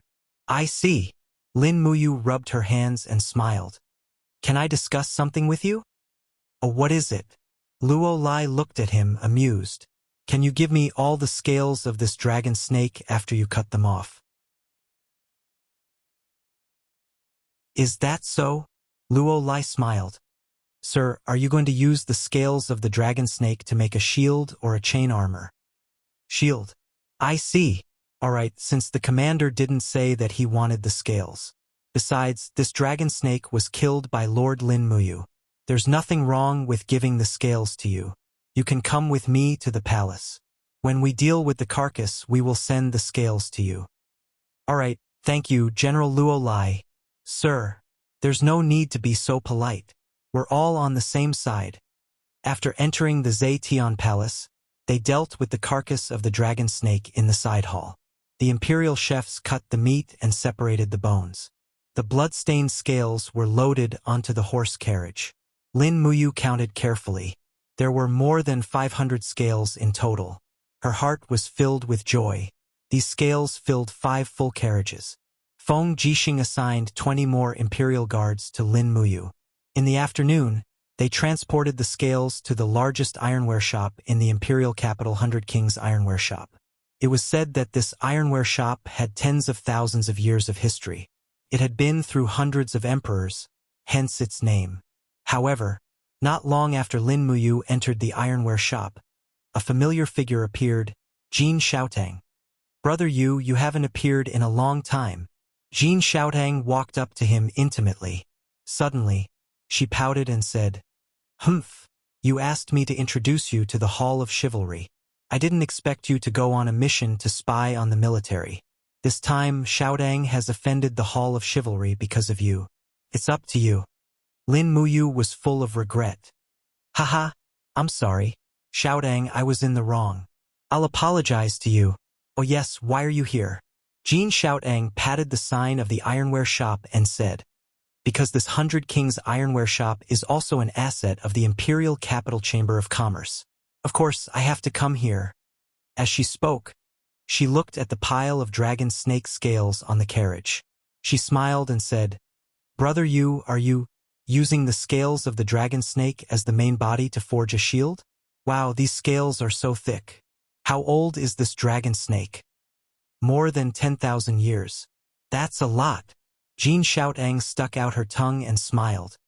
If that's the case, I'll make the decision myself and give you a cheap price. I'll only charge 10 gold kin coins for each shield. I'll use 100-year dark steel to forge the edges of the dragon snake scales. The perforation and polishing fees will all be within 10 gold kin coins. How does that sound? Okay. Thank you, Xiaotang. But there's a condition. Oh, what condition? Hehe. Jin Xiaotang pulled Lin Muyu's hand and said, "Father recently received a shipment from the west. There are a lot of rainbow lotuses. Brother Yu, do me a favor and make 100 bottles of Dream of the Peak for the Imperial Capital Chamber of Commerce. How about that?" Our last auction of Dream of the Peak was aborted. Many customers are waiting to buy it. Okay. Then let's go to the Imperial Capital Chamber of Commerce. I want to buy some materials to recast my weapon. Okay. Once again, he went to the Imperial Capital Chamber of Commerce. Accompanied by Jin Xiaotang, he looked through the rare materials in the Spirit Stone shop. In the end, he only chose a 9,700-year-old black tortoise spirit stone. This would be used to refine the nether cyan stone. As for the other spirit stones, he didn't think much of them. Forget it, he wouldn't forge a weapon this time. "Xiaotang, do you have any iron ores that are suitable for tempering?" he asked. Jin Xiaotang blinked and said, "I do have some, but I don't know if brother you will like it." "Oh, what kind of iron? Let me see." "Okay." Jin Xiaotang walked up and said to the shopkeeper, "Boss Chen, can you show me the iron ore that can't be smelted in your shop last time?" "Yes, eldest Mississippi," at the shopkeeper's order. A burly blacksmith immediately carried a pile of black iron ore and walked up. He wiped it, and his hands were immediately covered with black ash. Jin Xiaotang smiled and said, "This is the smelly stone. It has been smelted in the 100 Kings ironware shop for 10 days and 10 nights, but it still hasn't melted. It is said to be a stubborn stone, but who knows what it is. If brother you wants it, you can take it for 1 Jin in coin. If you don't want it, we still have some 10,000-year black iron and 1,000-year black iron for you to choose from." "Oh!" Lin Muyu reached out and touched the black stone. Immediately, a thick spiritual power flowed into her palm. This was definitely not a stubborn stone that couldn't be smelted. At this moment, Lulu's excited voice came from Yi. "Brother, this stone is the legendary 9 Heavens Spirit Iron. It is a divine iron that fell from the sky into the mortal world. If it can be smelted, it will definitely be a divine weapon." "Really?" Lin Muyu also smiled and said with her spiritual perception, "That's great." He immediately took out a Jin in coin and placed it on the table. Then, he smiled and said, "Wrap it up. I want this stubborn stone. I want to see how stubborn it really is." Jin Xiaotang giggled. Okay. Boss Chen, wrap up the stubborn stone." "Yes." Then, Jin Xiaotang directly provided a large pile of rainbow lotus and skeleton tree herbs to Lin Muyu for free. She only asked him to refine Dream of the Peak to increase the Imperial Chamber of Commerce's dominance. Jin Xiaotang was a girl who was very good at doing business. This made Lin Muyu secretly happy. Who wouldn't like doing business without any cost? After agreeing to go to the ironware shop to collect the dragon snake shield in 3 days, Lin Muyu directly returned to the Eagle Nest camp. On the Eagle Nest Mountain, brand new barracks had already been built. As the commander, Lin Muyu's living quarters were arranged in a hall in the center.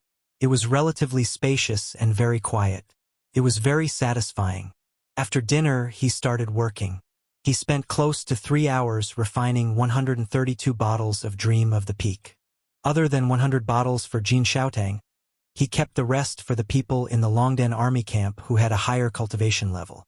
Improving his own family's strength was the most important. Then, he started the process of refining the netherworld stone ring. Buzz, buzz. The crafting cauldron glowed with a frightening luster in the room. Lin Muyu stood outside the cauldron and threw the netherworld stone ring into it. Immediately, raging flames lingered around the ring like ribbons. Silently feeling the structure of the netherworld stone ring, Lin Muyu's spiritual perception slowly permeated it. She discovered that the structure of the netherworld stone was indeed very strange. It was somewhat similar to the molecular structure of a diamond. It was extremely hard, and unlike a diamond, the netherworld stone's melting point was also ridiculously high. However, Lin Muyu didn't plan to refine it. She directly used the 5th layer of the crafting cauldron's hellfire to slowly comb through the structure of the netherworld stone ring. She opened up the joints in the stone material and then started refining the 9,700-year-old mystic tortoise spirit stone. After almost an hour, the spirit stone was successfully refined. Amidst the roar sounds, the azure blue dragon turtle soul roared in the air and slowly seeped into the netherworld stone. After a while, the netherworld stone glowed and landed in Lin Muyu's palm. She put the ring on her thumb and activated her Do Qi.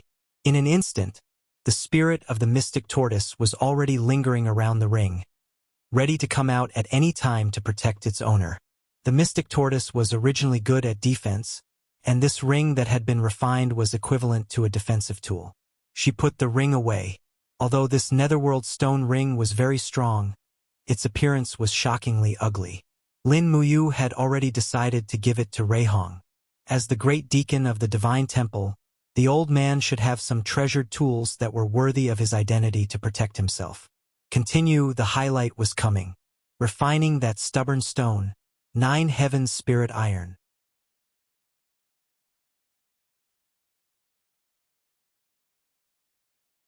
Chapter 171. The flames in the cauldron soared to the sky. Lin Muyu had pushed his Do Qi to the limit, converting it into the energy of the flames in the cauldron. He continuously burned and tempered the rock that was floating in the cauldron, weighing about 100 pounds. The hellfire surged violently, emitting a whistling sound as it roasted the entire hall. Lin Muyu furrowed his brows, beads of sweat seeping out from his forehead, flowing down his cheeks and dripping to the ground. This won't do. About 2 hours later, he sighed softly as his fighting chi slowly decreased. The flames in the cauldron also slowly died out. Lin Muyu panted heavily. This rock's characteristics are too miraculous. Every time I'm about to refine it, it produces a stubborn energy that refuses to be refined. I still can't reach the melting point of this 9 heavens spirit iron. Lulu flew out of the EC and flapped her wings in the night. Brother, perhaps the 5th level of the cauldron is too difficult to refine this 9 heavens spirit iron. Why don't we give up? No, I want to try again. Don't force yourself. Lin Muyu's personality was one that refused to believe in superstitions. So he once again raised his true chi and tried to refine the 9 heavens spirit iron. However, after an entire night, he still couldn't refine it. In fact, it was getting harder and harder to refine the rock. It was probably because his fighting chi was exhausted. By the time morning came, he was on the verge of death from exhaustion. There was no other way. He washed up and went to sleep. When he woke up the next afternoon, he didn't even try and directly entered Lanyan City alone to go to the Holy Temple and give the nethergreen stone ring to Lei Hong. First, he took a detour to the Imperial Merchant Guild and gave the 100 bottles of Dream of the Extreme to Jin Xiaotang. The average transaction price was more than 5,000 gold coins per bottle. If everything went as expected, these 100 bottles would return about 400,000 gold coins. This money had to be used wisely. Lin Muyu was born in a business family and knew that the market would eventually be saturated. After these 100 bottles were sold, it would be difficult to sell them again. After all, there were only so many people who had 5,000 gold coins to buy a bottle. After these people spent their money, others might not be able to afford it anymore. At that time, there would be an awkward market situation where there was no supply. He turned around and headed straight for the Sanctum Sanctorum. In the winter, the war horses neighed as they arrived at the front of the Sanctum Sanctorum. There were about a dozen Sanctum guards returning to their homes. They were patrolling the perimeter of the Sanctum Sanctorum. When they saw Lin Muyu, they immediately surrounded her. Their faces were filled with excitement as they smiled and said, "Master Lin Muyu is back. Is everything all right in the Holy Cathedral?" Lin Muyu asked with a smile. "It's very good. Is Master Lin Muyu here to look for the chief deacon?" "That's right. He's in the main hall, right?" Yes. Good." After entering the Holy Temple and looking from afar, the training hall was filled with low roars and sounds of fighting. The instructors and sparring partners were currently training. Lin Muyu also suddenly remembered his promise to Reihong to return to the Holy Temple to be a sparring partner every half a month. Time passed so quickly. If not for the heavy snow in the dragon-seeking forest delaying his journey, he would have returned long ago. Big brother Lin Ji. Suddenly, a person rushed out of the training hall, holding a sharp sword in his hand. It was Qin Yen. Lin Muyu couldn't help but smile. This little Prince Qin Yen. Why haven't you changed the way you address me? I'm called Lin Muyu here. Aha! I forgot. Qin Yen scratched his head and said with an awkward smile, Big brother, are you returning to the Holy Temple to be a sparring partner again? Qin Yen hasn't sparred with Big brother for a long time. If there's a chance, you must give me some pointers. All right. I'll go meet Chief Deacon Raham first to discuss some matters. Little Prince Qin Yen, wait for me here for a while. I'll come over to look for you in a while. All right, big brother. Go and come back quickly. On the waterside pavilion corridor of the main hall, Guyang still had a doddering appearance, hugging a scroll in his hands. He squinted his eyes and said with a smile from afar, You is back. Grandpa Guyang. Bring me to see the chief deacon? Let's go. The chief deacon is currently cultivating in the main hall. All right. Pushing open the main hall's doors, 2 holy temple guards stood guard inside. Raham sat on the chief deacon's throne in the center, his complexion full of vigor. Battle chi enshrouded his body, currently cultivating the spirit-returning art that he relied on to make his name. After sensing 2 powerful forces entering the main hall, he slowly opened his eyes and said with a smile, You're finally willing to return to the Holy Temple? Lin Muyu cupped her fists and said with a smile, Lin Muyu pays respect to Grandpa Deacon. Heh, stinking brat. Raham's face was filled with benevolence as he said with a smile, I heard that you performed a great service in Deer Cry Park again and were promoted to Dragon General. It said that you were even adopted by His Majesty. Lin Muyu was taken aback and said, Adopted son is just a verbal title. It doesn't have any actual meaning. Grandpa Raham, don't use this matter to tease me. If that's the case. Raham narrowed his eyes and said with a smile, A title is good. After all, your name has already been recorded in the Qin clan's genealogy. Although you won't be able to reproduce, it's still a kind of honor. This kind of honor is something that others can't obtain even if they pursue it their entire lives. You must cherish it. The Qin clan has ruled the continent for thousands of years and has always been generous and benevolent. Joining the Qin clan is a blessing. I know, Lin Muyu smiled. The main reason I returned to the Holy Temple this time is to give Grand Deacon a gift. Oh, a gift? Raham's eyes lit up as he said with a smile, What gift does you want to give Grandpa? Lin Muyu took out the netherworld stone ring from his cosmos sack and held it in his hand.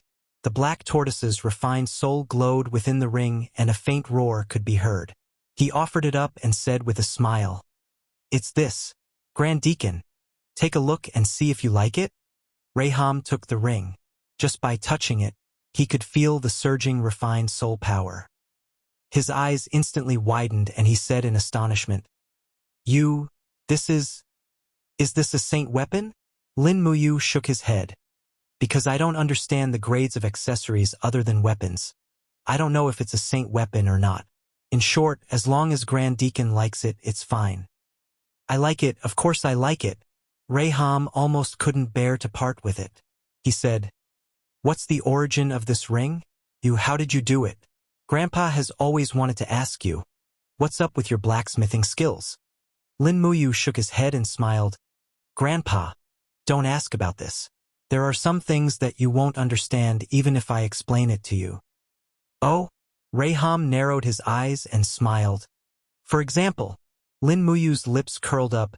For example, if I said that I came from another world, would Grandpa believe me? Raham was stunned at first. Then he laughed out loud. You. Don't joke with this old man. Another world? How can there be another world in this world? Other than this place, there are only heaven and purgatory. The laws of the 3 worlds have been like this since ancient times. Which world could you have come from? Lin Muyu giggled. That's why I can't explain it. Grandpa, just treat it as a joke. This ring is called the Nethergreen Stone Ring. The Nethergreen Stone is exceptionally hard and can be said to be indestructible. Later, I refined a 9,700-year mystic tortoise spirit stone into a beast soul and fused it into this ring. So, this ring now has the ability to protect its owner. Grand Deacon, please take good care of it. Reihong put the thumb ring on his thumb lovingly and said with a smile, I will. Thank you, Ayu. Stay here today and have dinner in the Holy Temple tonight? No, there are still many things that I need to manage in the Eagle Nest camp. Oh right, when are you going to return to the Holy Temple as a sparring partner again? It'll be 15 days. Aha! I'll come back when the time is right. Humph, stinky brat. Now that you're in such a high position, you probably don't want to come back anymore, right?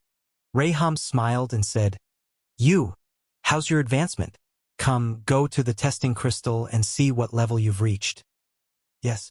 Lin Muyu walked over to the crystal plate with ease and suddenly shouted in a low voice, raising her battle chi to the limit. Immediately, the indigo-green gourd martial soul circled around her, radiating resplendent light. The crystal to the side reflected rays of light, 6 long lines and 8 short lines. It was very beautiful to look at. Guiyang smiled and said, looks like you has reached the first level of the heavenly realm, level 68. He's close to the peak of the first level of the heavenly realm. He only needs an opportunity to step into the second level of the heavenly realm and have the ability to condense battle armor. Lin Muyu was also taken aback and nodded happily. He didn't expect his strength to increase so quickly after all the battles and cultivation in the dragon-seeking forest, the Hall of Chivalry, and Deer Cry Park. It seemed that he really needed to find a chance to plan for a breakthrough. However, what bothered him even more was how to obtain the next level of the treasure refining cauldron. If he didn't refine that piece of 9 heavens spirit iron, it would always be like a knot in his heart that couldn't be untied. After bidding farewell to Reihong and Guiyang, he carried the prairie burning sword to the trial hall. An administrator was presiding over the morning trial. When he saw Lin Muyu, he immediately cupped his fists respectfully and said, Master Lin Muyu. Hello, Administrator Sun Kuang. The Holy Hall armor Lin Muyu was wearing was similar to those of the Gold Star and Silver Star sparring masters. The only difference was that Lin Muyu had a military insignia embedded in his collar. The golden-purple flower on it had a beautiful luster and was extremely dazzling. This military insignia also signified one's status and identity in the army. This was something that the instructors and sparring masters couldn't compare to, which was why the administrator was so polite. Not long after, Qin Yan walked out of the trial room, covered in hot sweat. He said with a smile, Big Brother is back. Everyone come over here. I want to spar with Big Brother. Immediately, the instructors and sparring masters all walked out of the trial room. After all, Lin Muyu was known as the #1 sparring master of the Holy Hall, while Qin Yan was the #1 instructor in the Holy Hall in name and in reality. Their spar was naturally very eye-catching. Many people didn't come to watch for victory or defeat, but to see how a true expert would use martial arts to obtain victory in battle. In the eyes of true cultivators, watching was in itself a kind of stealing a master's skills.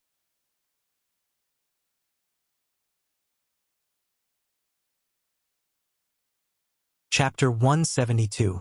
Crack! The prairie-burning sword transformed into a streak of fiery light and swept across Qin Yan's dragon-scale armor martial soul shield, but it only left behind a shallow mark on it. And Qin Yan's strenuous counterattack also caused a groove to appear on the wall of Lin Muyu's gourd. However, this mark was swiftly repaired by battle chi. This was the result of the recovery ability. Qin Yan's fire snake spear battle method was wide open and wide, seemingly reckless, but concealed a profound theory. Each attack would always hold back, allowing Lin Muyu to dodge the first attack but absolutely not the second. Even the number of times he attacked Lin Muyu was quite a few times more than the number of times Lin Muyu attacked him.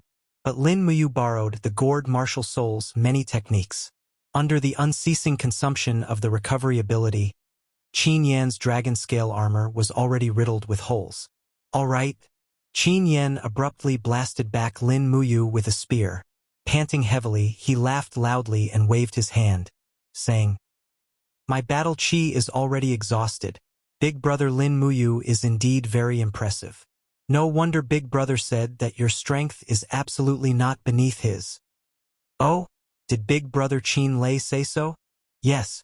He and Commander Feng Jixing's evaluation of you is very high, feeling that you are the person with the highest talent and comprehension ability among the younger generation in the imperial capital. Perhaps you will also be the strongest person in Lanyan City in the future." "Like that, huh?" Lin Muyu rubbed her nose and said somewhat awkwardly, "I'm not that impressive. Otherwise, I also wouldn't have nearly been killed time and time again." Qin Yen chuckled. "But didn't you avert danger every time? This is proof of strength." "All right, little Prince Qin Yen. I'm returning to the Eagle Nest camp. I'll send Big Brother off." "All right." Qin Yen escorted Lin Muyu all the way out of the Divine Palace, shocking the few Divine Palace guards outside. The second son of Prince Jining actually escorted Lin Muyu out.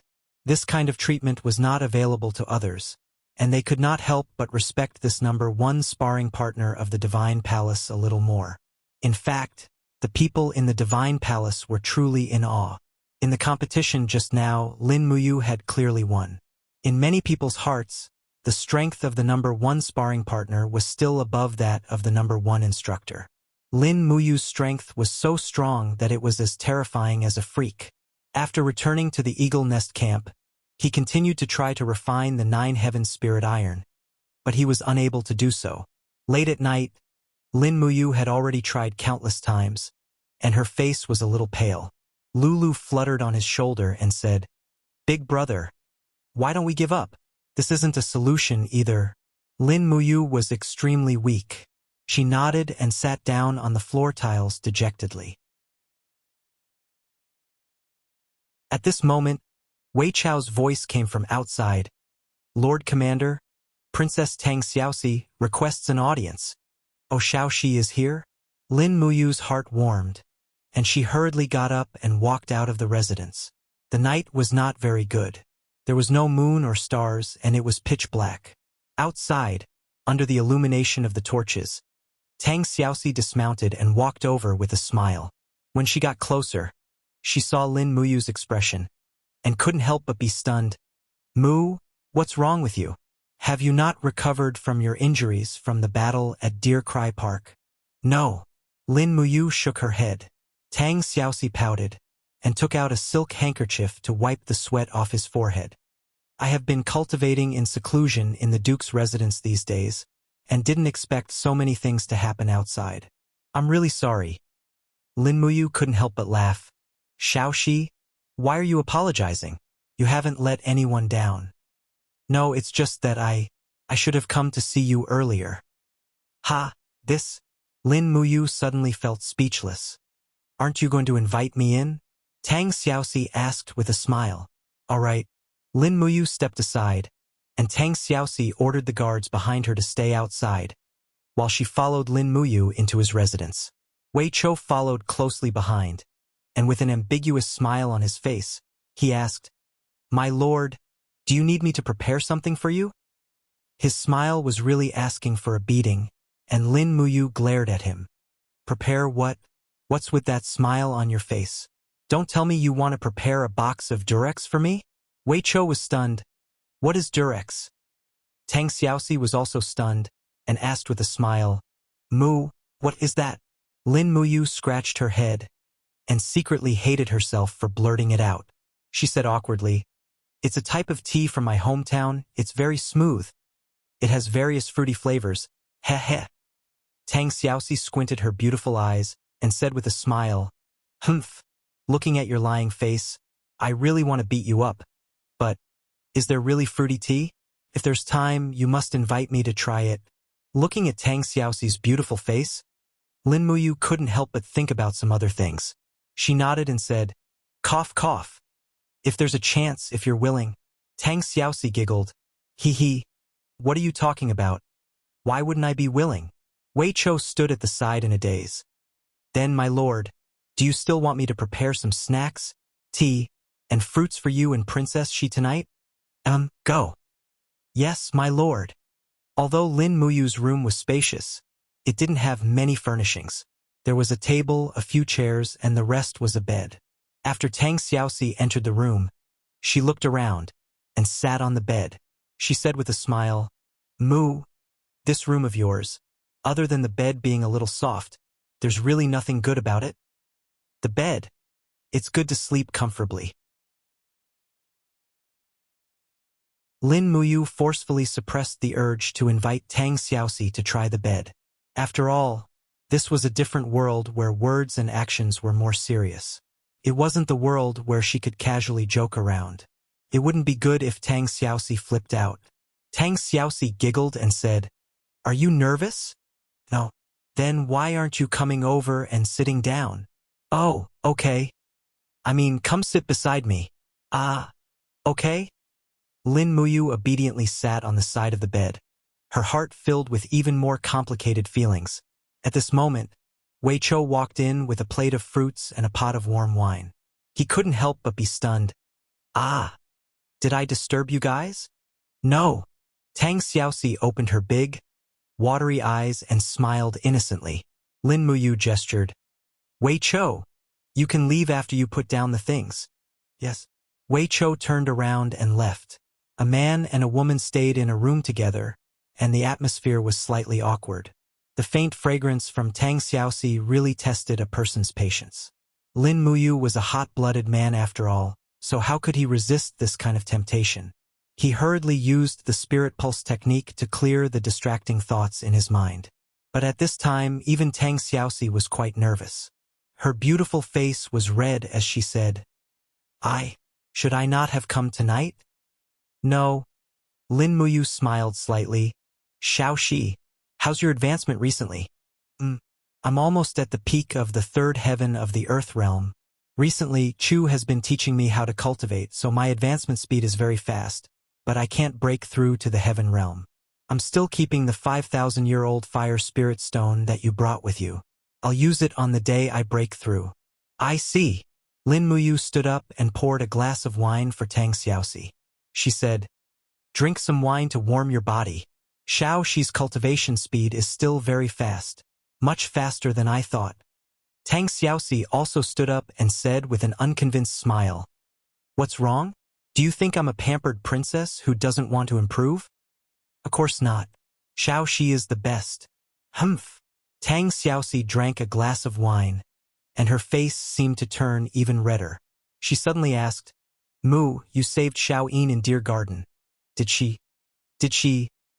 She stammered for a long time, but did not say anything. Lin Muyu's heart also beat faster, and she asked, Did Xiao Yin do something? Tang Xiaoxi's face turned red, and even Lin Muyu could feel the heat. She stammered for a while and said, Did she tell you that she likes you? No. Lin Muyu was extremely embarrassed. All right then. Tang Xiaoxi seemed to be relieved of a heavy burden, and she pursed her lips into a smile. Mu, after you became the commander of the Eagle Nest camp, are you especially busy with military affairs? Lin Muyu spread her hands. Do I look like I'm busy with military affairs? You don't? Then that's right. I've handed everything to Wei Chou, Xiahou Sang, and the other squad leaders of the Imperial Guards. Humph. You can even be so casual as the commander of the Empire's regular army? You're really something. Is that so? Lin Muyu glanced at her and said, You speak as if you're very diligent. Do you want to see how much work it takes to train and deploy nearly 1,000 troops every day? Tang Xiaoxi laughed. I don't want to. Looking at her beautiful smiling face, Lin Muyu's heart was pounding. Just as she was about to lose control of herself, a sudden clap of thunder came from outside. It's thunder. It's going to rain, Tang Xiaoxi said, blinking her eyes. Lin Muyu chuckled. Don't worry. There are plenty of rooms in the Eagle Nest camp. If it really rains, you can stay the night in the Eagle Nest camp. A naughty smile appeared on Tang Xiaoxi's face. Does that mean something is going to happen? What could happen? Lin Muyu said righteously. Tang Xiaoxi pouted. Oh, you're so disappointing. I can't talk to you anymore. Lin Muyu was indignant. She was actually being teased by Tang Xiaoxi. It seemed that the girls in this world were quite loving, much more lively than she had imagined. Whoosh! Opening up an oil paper umbrella, Lin Muyu said, Xiao Shi, come out with me to see the thunderstorm? Yes. This was a winter thunderstorm. The heavy rain poured down on the Eagle Nest Mountain, causing the flames in the braziers to flicker. In the distance, Wei Chao's loud voice could be heard. Hey, you lazy bums! Pay attention to the oil in the braziers. Don't let the fire go out, or I'll spank your butts. Tang Xiaoxi smiled, tightened her cloak, and snuggled up to Lin Muyu.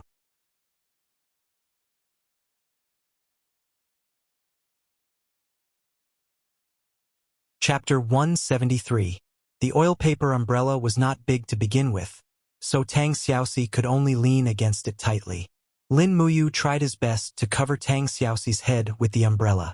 In the blink of an eye, half of his armor was soaked. Eagle Nest Mountain was just like its name. It was a towering mountain with a lone peak rising into the sky. It was very similar to the Dragon Rocky Mountain where the Longdan Army Camp was based. The only difference was that the Dragon Rocky Mountain was more spacious and could accommodate more troops. At this moment, thunder rumbled in the distance, accompanied by rain. Lin Muyu naturally reached out and hugged Tang Xiaoxi's shoulder. The two of them walked to the cliff of Eagle Nest Mountain. Looking into the distance, the capital city of Lanyan City was flashing in the lightning and swaying gently with the wind and rain. Tang Xiaoxi turned around and felt Lin Muyu's arm around her. She blushed and smiled. Mu, do you think this place is romantic? Romantic? Lin Muyu could not help but laugh. A bolt of lightning is enough to turn a person into ashes in an instant. The power of the heavens cannot be violated. Eagle Nest Mountain is the highest place around Lanyan City, so it is most likely to attract lightning. This is really not romantic. Tang Xiaoxi giggled and said in a voice as soft as a mosquito's buzz, You are really unromantic? What? Nothing. Do you want to patrol the camp? There is no need. Wei Chou, Xiahou Sang and the rest are here. Furthermore, we have sentries all around, so it will not be easy for anyone to climb up the mountain. Don't worry. The Eagle Nest camp is very safe now. Our people are everywhere, and I have already forced away all the people that the Divine Marquis residents planted in the Eagle Nest camp. Lin Muyu smiled confidently. Why would I allow anyone to be under my watch? I will not tolerate dissidents like His Majesty. Tang Xiaoxi was stunned. She wanted to say something but hesitated. Actually what? Lin Muyu asked. Tang Xiaoxi didn't say anything, but she reached out and wrapped her arms around Lin Muyu's waist, burying her body in his embrace. Perhaps it was because of the cold weather or something else, but her body was trembling slightly. She said, Actually, His Majesty also has his own troubles. Do you know? The King of Light, Qin Jin, was called the King of Light because he had quelled 2 rebellions in the northern desert and southern border. In the northern desert, he had killed more than 300,000 enemy soldiers, and in the southern border, he had killed 170,000 enemy soldiers. That was why he was called the King of Light. But the real commander of both wars was Zhen Yifan, the man known as the Divine Marquis. As she spoke, she pursed her red lips, her beautiful eyes gazing at the lightning in the distance. Her eyes shone as she said, Zhang Yifan has been conferred the title of Marshal twice, and he controls more than 80% of the Empire's military power. Decades have passed, and the Emperor has continuously weakened Zhang Yifan's military power, which has finally resulted in the current situation. 3 of the Empire's 7 major cities, Lanyan City, Qihai City, and Muyu City, have military power in the hands of the Emperor, but the remaining 4 cities are actually mostly controlled by Zhang Yifan's people. Among the Empire's 12 provinces, only 5 provinces are directly under the imperial capital's control. The rest are governed by their own laws. Emperor Qin Jin doesn't rely on Zhang Yifan, but he doesn't dare to touch him. Lin Muyu took a deep breath and said, Xiao Shi knows a lot more than I do. Tang Xiaoxi laughed softly. I grew up in 7 Seas City and was influenced by what I saw and heard. Of course I know more than you. But Mu, your current status is different from when you were in Kathaya City. You are now one of the 3 commanders-in-chief of the Imperial Army and a general with military power. There are some things you should know. Oh right, I'll give you a military distribution map of the Empire's 12 provinces later. You should have studied it a long time ago. Amen. Thank you, Xiao Shi. Lin Muyu smiled. Unfortunately, Xiao Shi's status is too high. Otherwise, I would definitely keep you by my side as a staff officer. Tang Xiaoxi smiled. Status? I don't have a very high status. As long as you want, Mu, I can stay in the Eagle Nest camp for you. The Duke of Seven Seas residence is so boring anyway. If we're talking about status, I'm afraid that Xiao Yin's status is too high. There's no way she can be your staff officer. Yes? Lin Muyu thought of Qin Yin. Qin Yin had grown up in Zetian Palace. The pressure she endured in this area was probably much, much greater than Tang Xiaoxi's. When he thought of this, he immediately asked, Xiao Shi, the master of Seven Seas City, is your grandfather, Duke Kanglin. Then, if Duke Kanglin passes away, and I'm saying if, who will be the next master? Will it be you? I won't. Tang Xiaoxi shook her head. After all, I'm a woman. So, unless it's a last resort, I won't be given military power. Besides, I have a few brothers above me. With them around, it won't be my turn to wield military power. Besides, I have no interest in this area. Or, she widened her eyes and looked at Lin Muyu. She smiled. Or do you want me to wield Seven Seas City? If that's the case, I can give it a try. Grandfather loves me so much. Maybe he will make an exception and pass the title of Duke of Seven Seas City to me? Lin Muyu was stunned. Forget it. I don't want you to be so tired.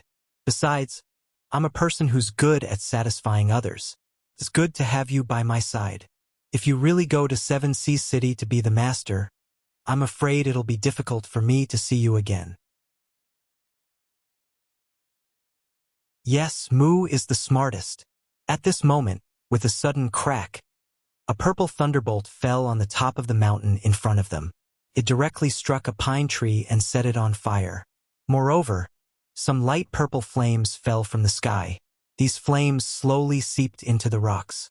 In the blink of an eye, the rocks actually rustled and weathered away. Lin Muyu's eyes widened. What kind of flame is that? It can actually burn rocks into powder? Tang Xiaoxi narrowed her eyes. It's the heavenly fire.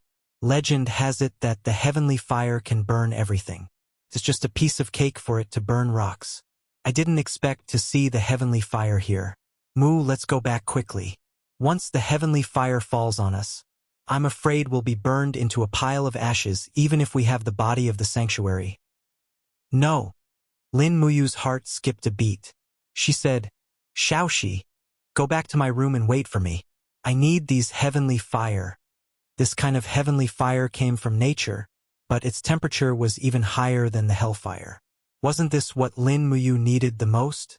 Seeing her determined look, Tang Xiaoxi bit her red lips and said, Well, Mu won't go back. I'll stay here with you. No, Xiao Shi, go back. It's dangerous here. Humph, you dare to drive me away? I'm a princess. The beautiful princess quickly got into her role and began to put on airs. Lin Muyu shrugged. Well, you help me hold the umbrella. I'm going to refine these heavenly fire. Okay. Tang Xiaoxi held the umbrella. Because of the height difference, she almost crossed her legs. Ignoring the heavy rain, Lin Muyu quickly came to the place where the heavenly fire landed. She opened her hand and spat out her fighting energy. The light of the refining cauldron quickly enveloped the heavenly fire. Then Lin Muyu closed her eyes. It was not easy to refine a kind of fire. She needed to understand its temperature and characteristics. The characteristics of the hellfire were fierce, while the heavenly fire was destructive. Buzz. The crafting cauldron trembled slowly, and the heavenly fire seemed to have a mind of its own. What Lin Muyu needed to do was to use her battle chi to control these heavenly fire and make them submit to her and be used for her own purposes. The night wind was cold, like a knife scraping her skin. Tang Xiaoxi trembled slightly. She had to release the fire fox martial soul. The small fire fox lingered on her shoulder, providing heat for its master. Lin Muyu was immersed in the process of refining the heavenly fire. He closed his eyes and surrounded his whole body with fighting energy. He looked like a god of war resting with his eyes closed. Tang Xiaoxi looked at him, and a smile appeared on her lips. It seemed that just looking at him like this was also a happy thing. The refinement process lasted for 7 hours. By the time the heavenly fire was successfully refined and tamed, it was already close to dawn. The cold rain was still falling. Lin Muyu slowly breathed a sigh of relief and opened his eyes. There was a strange look in his eyes. When he turned around, he found that Tang Xiaoxi was almost frozen into a beautiful ice sculpture. There were even icicles hanging from her long hair. She was staring at him silently with her big eyes. "Are you okay, Xiaoxi?" He anxiously hugged her. "Is it too cold?" Tang Xiaoxi was so cold that her whole body was trembling. She nodded. "Oh, why aren't you cold at all?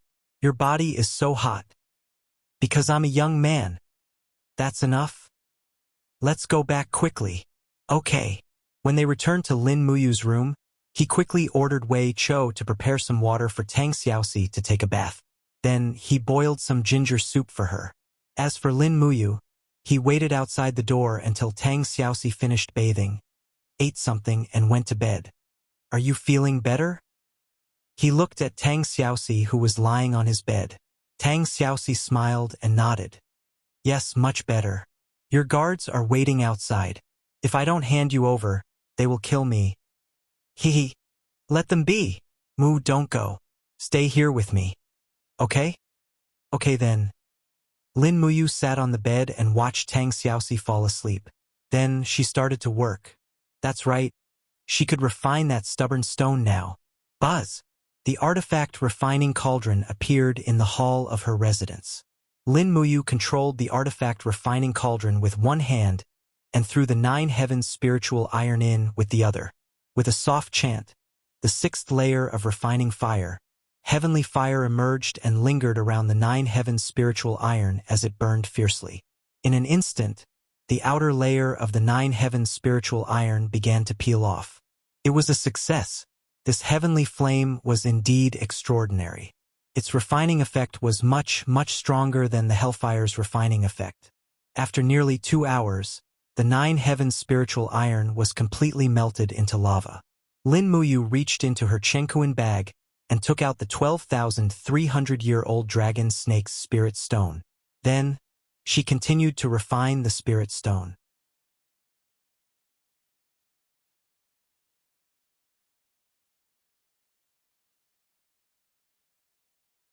Chapter 174. Swoosh, swoosh. Streaks of heavenly fire in the form of fiery red divine dragons circled around the spirit stone, letting out a low whistling sound. Lin Muyu focused on increasing her battle chi to continuously provide energy to the weapon refining cauldron. Under the constant burning and tempering of the heavenly fire, a corner of the dragon snake spirit stone peeled off, revealing the fiery red layer of spiritual power inside. At the same time, with a long howl, the fiery red soul of the dragon snake rushed out of the spirit stone and began to attack fiercely. It extended its long tongue and opened its bloody mouth to devour Lin Muyu. After refining the soul so many times, Lin Muyu had already expected this. Without saying much, he quickly increased his battle chi to strengthen the protective wall of the weapon refining cauldron. At the same time, he let out a soft shout and his entire aura quickly descended into the weapon refining cauldron, forming an invisible domain. Perhaps his strength was not enough to form a suppressive force in the outside world, but the weapon refining cauldron was his domain, so it was not impossible to condense a suppressive force. In the end, under Lin Muyu's strong suppressive force, the soul of the dragon snake howled miserably and tried to bite Lin Muyu again and again, but all of them hit the protective wall of the weapon refining cauldron in front of Lin Muyu. Unknowingly, he no longer relied on the 7 luminaries' dark force to suppress the beast soul's counterattack. No matter how strong the dragon snake was, it could not touch him at all. Finally, the soul of the dragon snake struggled a little and Lin Muyu slowly raised her arm. Instantly, The heavenly fire chains in the treasure cauldron formed a large hand and grabbed the body of the dragon snake. Under the tempering of the heavenly fire, the soul of the dragon snake instantly disintegrated, turning into specks of starlight that seeped into the scorching hot nine heavens spirit iron lava.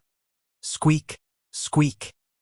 In the faint sound, the impurities in the iron lava were constantly refined and sublimated. The remaining iron lava was red and almost purple. In Ihai, Lulu quickly gave Lin Muyu a set of sword molds.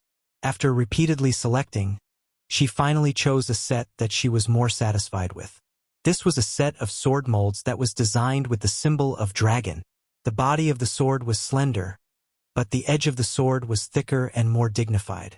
The blade was about 1 centimeter wide, and behind it was a simple and unadorned Eastern pattern. In the center of the blade was a thin blood groove, and on both sides were engraved patterns of divine dragons. The sword hilt appeared very graceful, like the head of a real dragon, and its whiskers slowly spread out, looking very lifelike. At the end of the sword hilt was a 6-pointed star pattern. In the middle of the 6-pointed star was hollowed out, with a Tai Chi 8 trigrams floating above it.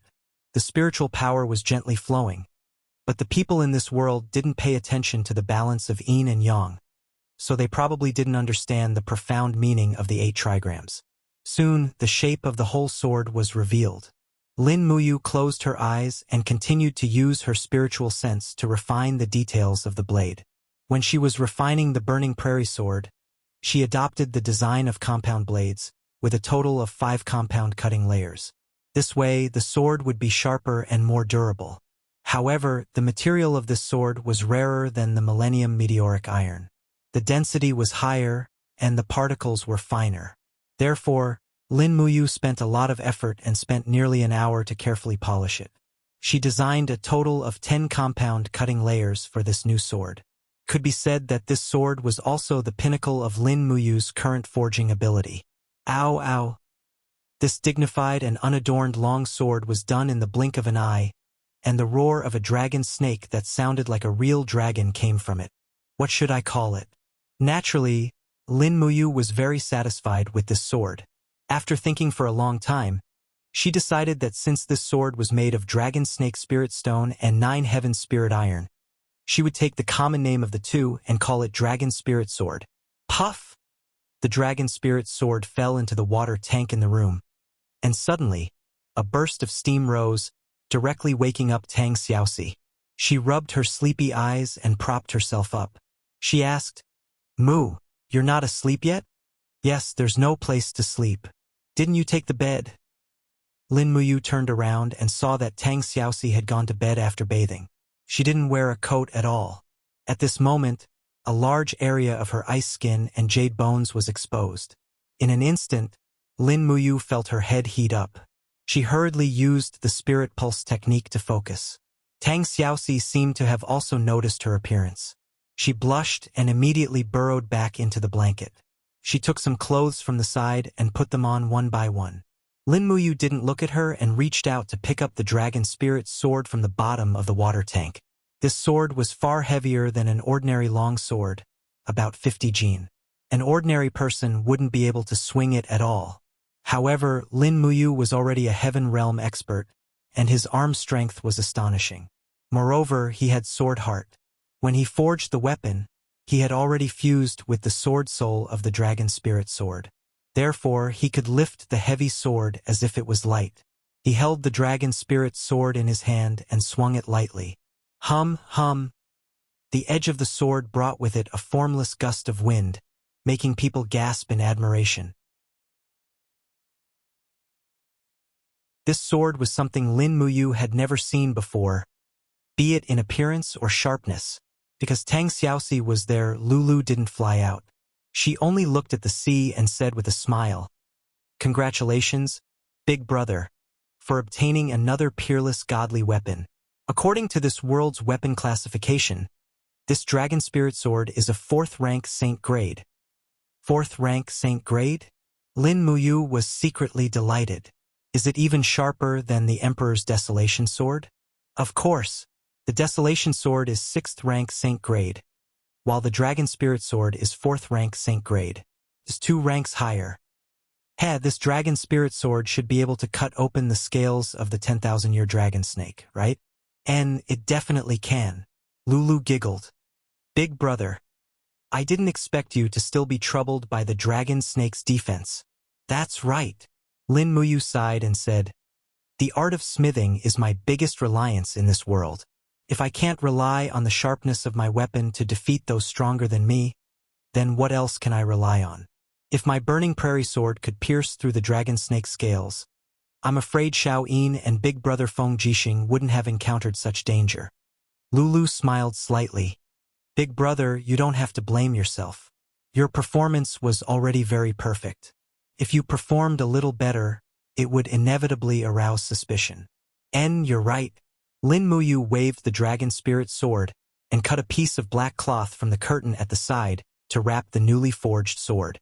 However, at this moment someone grabbed his arm. It was Tang Xiaoxi. Is this the work you've been working on all night? Tang Xiaoxi smiled sweetly. Yes. Lin Muyu pulled off the black cloth and showed the dragon spirit sword to Tang Xiaoxi without reservation. He asked with a smile, Xiao Shi, is my smithing skills worthy of the title of Grandmaster? Of course. Tang Xiaoxi giggled. Mu is the best. The sword, what grade is it? About the 4th rank of Saint grade. What? A Saint grade weapon? This time, Tang Xiaoxi's mouth was wide open. She looked at him and said, did I hear it wrong? There are only a few Saint grade weapons in the entire Lanyan city. The Emperor's Desolation Sword is rumored to be the strongest weapon in the capital, but your sword is stronger than it? Of course it's stronger. Lin Muyu grinned and said, Xiao Shi, you have to keep this a secret. If people know that I'm a grandmaster of smithing, I'm afraid that the door will be broken. Yes. Tang Xiaoxi smiled faintly. If people really know, I'm afraid that His Majesty the Emperor Duke Kanglin, Duke Muyun, and even King Jinan and Lingnan will send people to invite you to join their families. After all, a person who can forge a Saint-grade weapon is rare in the world. Moreover, Mu, the shape of your sword is a bit strange. I'm afraid it won't fit well with a normal scabbard. When you ask someone to forge the scabbard for you, don't take the sword with you. Just draw a drawing directly. Well, Xiao Shi is really thoughtful. I understand. When are you going to forge the scabbard? I'll go with you. I'll also ask you to accompany me for a stroll in Lanyan City. In the afternoon. Okay. In the afternoon, Lanyan City was very quiet, but from time to time, there were people galloping on horses. Their destination was the Chamber of Commerce of the imperial capital. It seemed that the 100 bottles of Dream of the Zenith would be auctioned this afternoon. Needless to say, it must be unprecedentedly lively. All the noble childs would not miss the legendary treasure of Dream of the Zenith. Lin Muyu had no intention of watching the grand auction, so he went to the blacksmith shop with Tang Xiaoxi. Due to Tang Xiaoxi's repeated insistence, the scabbard of the dragon spirit sword was forged by Tang Xiaoxi. Scabbards were generally made of wood and metal, so Lin Muyu couldn't do it himself. He was good at forging, but he was not a carpenter. The shopkeeper looked at Tang Xiaoxi and Lin Muyu with a fat face and said with a smile, "Generally, the wood used in scabbard is divided into several grades. The higher the grade, the stronger and more durable it is. Miss, look, this is mahogany, and the casting cost is only 1 gold kin coin. This is rosewood, and the casting cost is 3 gold kin coins. As for this black spirit wood, it's even more expensive, costing 10 gold kin coins. Of course, the most expensive and also the best is this red gold wood. The wood is very light, but very strong. Let's use the red gold wood." Tang Xiaoxi smiled and said, "The accessories for the scabbard can be made of red gold. How much do you think this scabbard will cost?" "A total of about 120 gold kin coins." "Got it." Tang Xiaoxi took out a diamond coin and said with a smile, "Make it as exquisite as you can. Money is not a problem." The shopkeeper's face was glowing. "All right. I will definitely not disappoint Miss and your boyfriend." "Ah!" Tang Xiaoxi was stunned, and her face instantly turned red. She wanted to say that Lin Muyu wasn't her boyfriend, But on second thought, there was nothing wrong with that, so she shyly acquiesced. Lin Muyu coughed and didn't say anything else. In any case, Tang Xiaoxi was obedient and treated her well. If she really had a girlfriend like her, it would be a gift from the heavens. However, Duke of Conglan might not think that way. After all, Tang Xiaoxi was a princess, so it was impossible for her to marry a mid-rank general like her. After thinking for a moment, she hurriedly shook her head. What was she thinking? It was all a mess.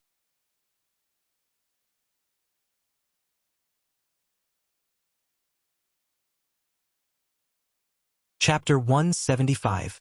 Amidst the sounds of hammering, Lin Muyu and Tang Xiaoxi waited for nearly 2 hours. The efficiency of this smithy was quite high. 4 or 5 blacksmiths worked together, and in just 2 hours, the scabbard that Lin Muyu needed was forged. Pure gold wood, a type of wood similar to pure gold. It was polished very smoothly, and the hard pure gold was inlaid around it. The metal was engraved with gorgeous patterns, and it looked quite similar to the style of the dragon spirit sword. "My lord, are you satisfied?" the shopkeeper said with a smile. Lin Muyu took the scabbard and weighed it in her hand. It was about 3 kilograms, not bad. She raised her hand to hold the scabbard of the dragon spirit sword, and with a sudden shake, the black cloth was shredded. Before the shopkeeper could see the true appearance of the dragon spirit sword, the blade entered the scabbard with a ka sound, and there was no gap between them. Good craftsmanship indeed. Seeing Lin Muyu's satisfied expression, Tang Xiaoxi smiled and said, "All right, can we go out now?" "Wait a little longer." "Oh? What are you waiting for?" "In a while, Wei Chou and the others will come." "Oh?" Tang Xiaoxi didn't understand, so she continued to stroll around Skyspan Street with him. In less than half an hour, Wei Chou appeared with dozens of Eagle Nest camp soldiers, and he even dragged a few carriages. They were here to transport the dragon snake shields. "My lord." Wei Chou cupped his fists and said with a smile, "We can go load the goods now. Let's go." "Yes." When they arrived at the smithy, the shopkeeper had already recognized Lin Muyu. With a face full of smiles, he walked up and said, "My lord Lin Muyu, this batch of dragon snake shields has been completely forged. Please follow me." "Yes." After entering the inner courtyard of the ironware shop, they saw piles of black dragon snake shields already piled up there. The shopkeeper lifted one of the shields with force and stretched out his hand to gently brush the metal on the edge of the shield. He said with a smile, "The main body of these dragon snake shields is made of dragon snake scales, and the surface is covered with a layer of dark steel. The edge is even cast with 100-year dark steel, and the handle is wrapped with cowhide. It is impervious to water and fire, and can be said to be indestructible. There probably isn't any sharp weapon in the world that can cut through this 10,000-year-old dragon snake shield. Right?" "Really?" Lin Muyu smiled faintly and suddenly unsheathed her sword. The dragon spirit sword's aura surged and drew a fiery arc in the air, sweeping across the surface of the dragon snake shield in a straight line. Half a second later, it was sheathed with a dang sound. The speed of her attack stunned Wei Chou, Tang Xiaoxi, and the shopkeeper. It was as if a bolt of lightning had flashed past. Pa! The surface of the dragon snake shield suddenly cracked open. Then, the shield quickly split into 2 halves and landed in the shopkeeper's hands. This. The shopkeeper's face was full of shock. "How is this possible? We have tested it many times. The strongest blacksmith in the shop used our best weapon to hack at the dragon snake shield. Even when he hit the opening, the dragon snake shield was not damaged in the slightest." "Madam Lin Muyu, your sword is?" Lin Muyu raised her eyebrows and said, "I just want to tell you that there is nothing in this world that is indestructible. All right, move the dragon snake shields out and load them up." "Yes." Wei Chou looked at the dragon snake shields and said happily, "Madam, these shields, are they prepared for the Eagle Nest camp?" Lin Muyu quickly dampened his enthusiasm. She could not give him any hope. "No, after this you will accompany me to Dragon Rocky Mountain and send these shields over. I have prepared them for the Longdan army camp." "Ah!" Wei Chou narrowed his eyes. Madam's mercenary group? Yes, it is officially registered. Heh, it is indeed enviable. The people of the Longdan army camp can actually use such good equipment. Even the most elite troops of the Empire probably do not have such equipment. If you are envious, you can resign from your post and go to the Longdan army camp to be a vice commander. Lin Muyu teased. Wei Chou also laughed. Madam, you must be joking. I have sworn to be loyal to the Empire. Ha ha ha. Lin Muyu did not point it out. The Longdan army camp was a private army after all. It naturally could not be compared to the royal guards. After all, the royal guards were the most elite troops of the Empire. It was not an exaggeration to say that the Longdan army camp was unknown. A total of 5 carts of dragon snake shields were loaded onto the carriages. They were wrapped in huge black cloth and slowly drove on Tongtian Street. When they passed by the Duke of Seven Seas mansion, Tang Xiaoxi had no choice but to go home. She pouted and angrily said goodbye to Lin Muyu. She also made an appointment to meet again. In reality, there was no time, but Lin Muyu promised to go to the Duke's mansion to find her when she was free. He continued to lead the caravan forward, and not long after, the sound of weeping could be heard from the front. A group of young women dressed in rags appeared on the street, and they were guarded by Imperial Army soldiers wielding weapons. It was obvious who they were, camp concubines. They passed by the carts. Among them was a girl who looked to be at most 15 years old. Her face was full of dirt, but it could not hide her beauty under her messy hair. Her arms and legs were full of whip marks. It was obvious that she had been whipped. Lin Muyu rode on a horse and looked down at her. The girl actually turned her head and looked up at Lin Muyu. Their eyes met. The girl moved her lips but did not say anything. Wait! Lin Muyu's cry immediately made Wei Chou confused. He said in a low voice, Madam, don't be impulsive again. Even if you save these girls, there will be new ones to replace them. Don't be impulsive. You don't want to be exiled to Tongtian Tower again, do you? Of course not. Lin Muyu smiled and turned her horse around. She looked at the girl and asked, Where are you from? The girl's face was full of fear. Tongtian Province. Why did you come to Lanyan City?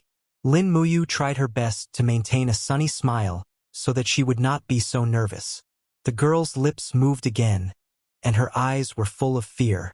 She knew that the person in front of her was a senior officer. If she spoke carelessly, she might meet a more tragic fate. She lowered her head and said in a voice as soft as a mosquito, My parents were killed by mercenaries. I was sold here by mercenaries. I know. Lin Muyu sat on her horse, feeling a little hesitant. At this moment, the centurion who was in charge of leading the troops said politely, Madam Lin Muyu, these 40 girls are new recruits. We are just doing our job. We hope that Madam Lin Muyu will not make things difficult for us. After all, we are just following orders. Yes, I know. Lin Muyu asked, Madam, how many girls are there in the nurturing hall who have been sold and bought against their will? The centurion looked worried. There are about 50 of them. Madam, what do you mean? I know. Lin Muyu nodded and smiled. You don't have to worry. Bring these girls into the nurturing hall, but don't let anyone touch them. Wait for me for an hour. Is that all right? Just treat it as giving me some face. The centurion cupped his fists and smiled. Madam, you must be joking. This is what I should do. Yes, all right. As he watched the group of girls enter the nurturing hall, Wei Chou looked confused. Madam, what are you trying to do? Lin Muyu laughed self-deprecatingly. In the past, I always thought that I was great and could change everything. I thought that I couldn't tolerate even a speck of dust in my eyes. Now, I truly understand the true meaning of the saying, change what you can change and endure what you can't change. Perhaps this nurturing hall is something that I can't change with my power, but I can still change something. Wei Chou, where is the largest place in Lanyan City to drink and drink with prostitutes? Wei Chou was stunned. This, Madam, Wei Chou is a commoner, and most of his salary is sent back home for retirement. How can I have extra Jin-in coins to drink and drink with prostitutes? However, I know of a place called the Smile of Beauty's Alley. There are many restaurants there, and they are all places to drink and have guests stay overnight. Bring me there immediately. The rest of you, escort the dragon snake shield back to Eagle Nest Mountain and wait for my orders. Yes. The two of them spurred on their horses, and not long after, they entered a small alley filled with women. There were brightly colored door signs all around, giving off a sense of déjà vu in the lovely spring brothel. Lin Muyu couldn't help but laugh inwardly. She and Wei Chou were both young and handsome imperial guards, and they were wearing bright armor at the moment. They quickly became the targets of the brothel keepers. Not far away, a brothel keeper with a mole on her chin quickly came forward. She wasn't afraid of strangers and reached out to grab Lin Muyu's reins. She giggled and said, "Ayo, madam, you haven't been here for a long time?" Wei Chou couldn't help but laugh. "Madam, I didn't expect you to also," Lin Muyu said seriously. "Damn it, I swear on my honor that I really haven't been here before. This is just their professional term." "Is that so?" Wei Chou looked like he didn't believe her. Lin Muyu flipped over and got off the horse. The brothel keeper immediately came up to him and held his hand. She said intimately, "Madam, do you know any girls here? If you want them, just tell me. There's no need to be polite or shy." "Yes." Lin Muyu deliberately propped up his arm and slowly pushed the brothel keeper away. He smiled and said, "Mother, I want to ask, are the girls here for sale?" "Of course we are for sale. Otherwise, why would we have customers?" "Madam, look, the best girls here sell for 2 gold kin coins a night. The second-class girls sell for 50 silver kin coins a night. The third-class girls are cheaper, only 10 silver kin coins a night." Lin Muyu's face darkened. "I'm not talking about this kind of sale." "Then what kind are you talking about, madam?" "I'm talking about those who sell their bodies directly." The brothel keeper giggled coquettishly. "Madam, you're so bad. The girls here sell their bodies, not their skills." Lin Muyu wanted to die. Wei Chou joked at the side. "Do the third-class girls cost 10 silver kin coins a night? Do you have any girls that sell for 10 copper kin coins a night? You can consider it." The brothel keeper smiled and said, "Madam, you must be joking. Those who sell for 10 copper kin coins a night are not girls, but pigs." Wei Chou was speechless. You're tuning in to the Journey of the Soul YouTube channel. Don't forget to subscribe and join us on this journey to catch the most captivating stories.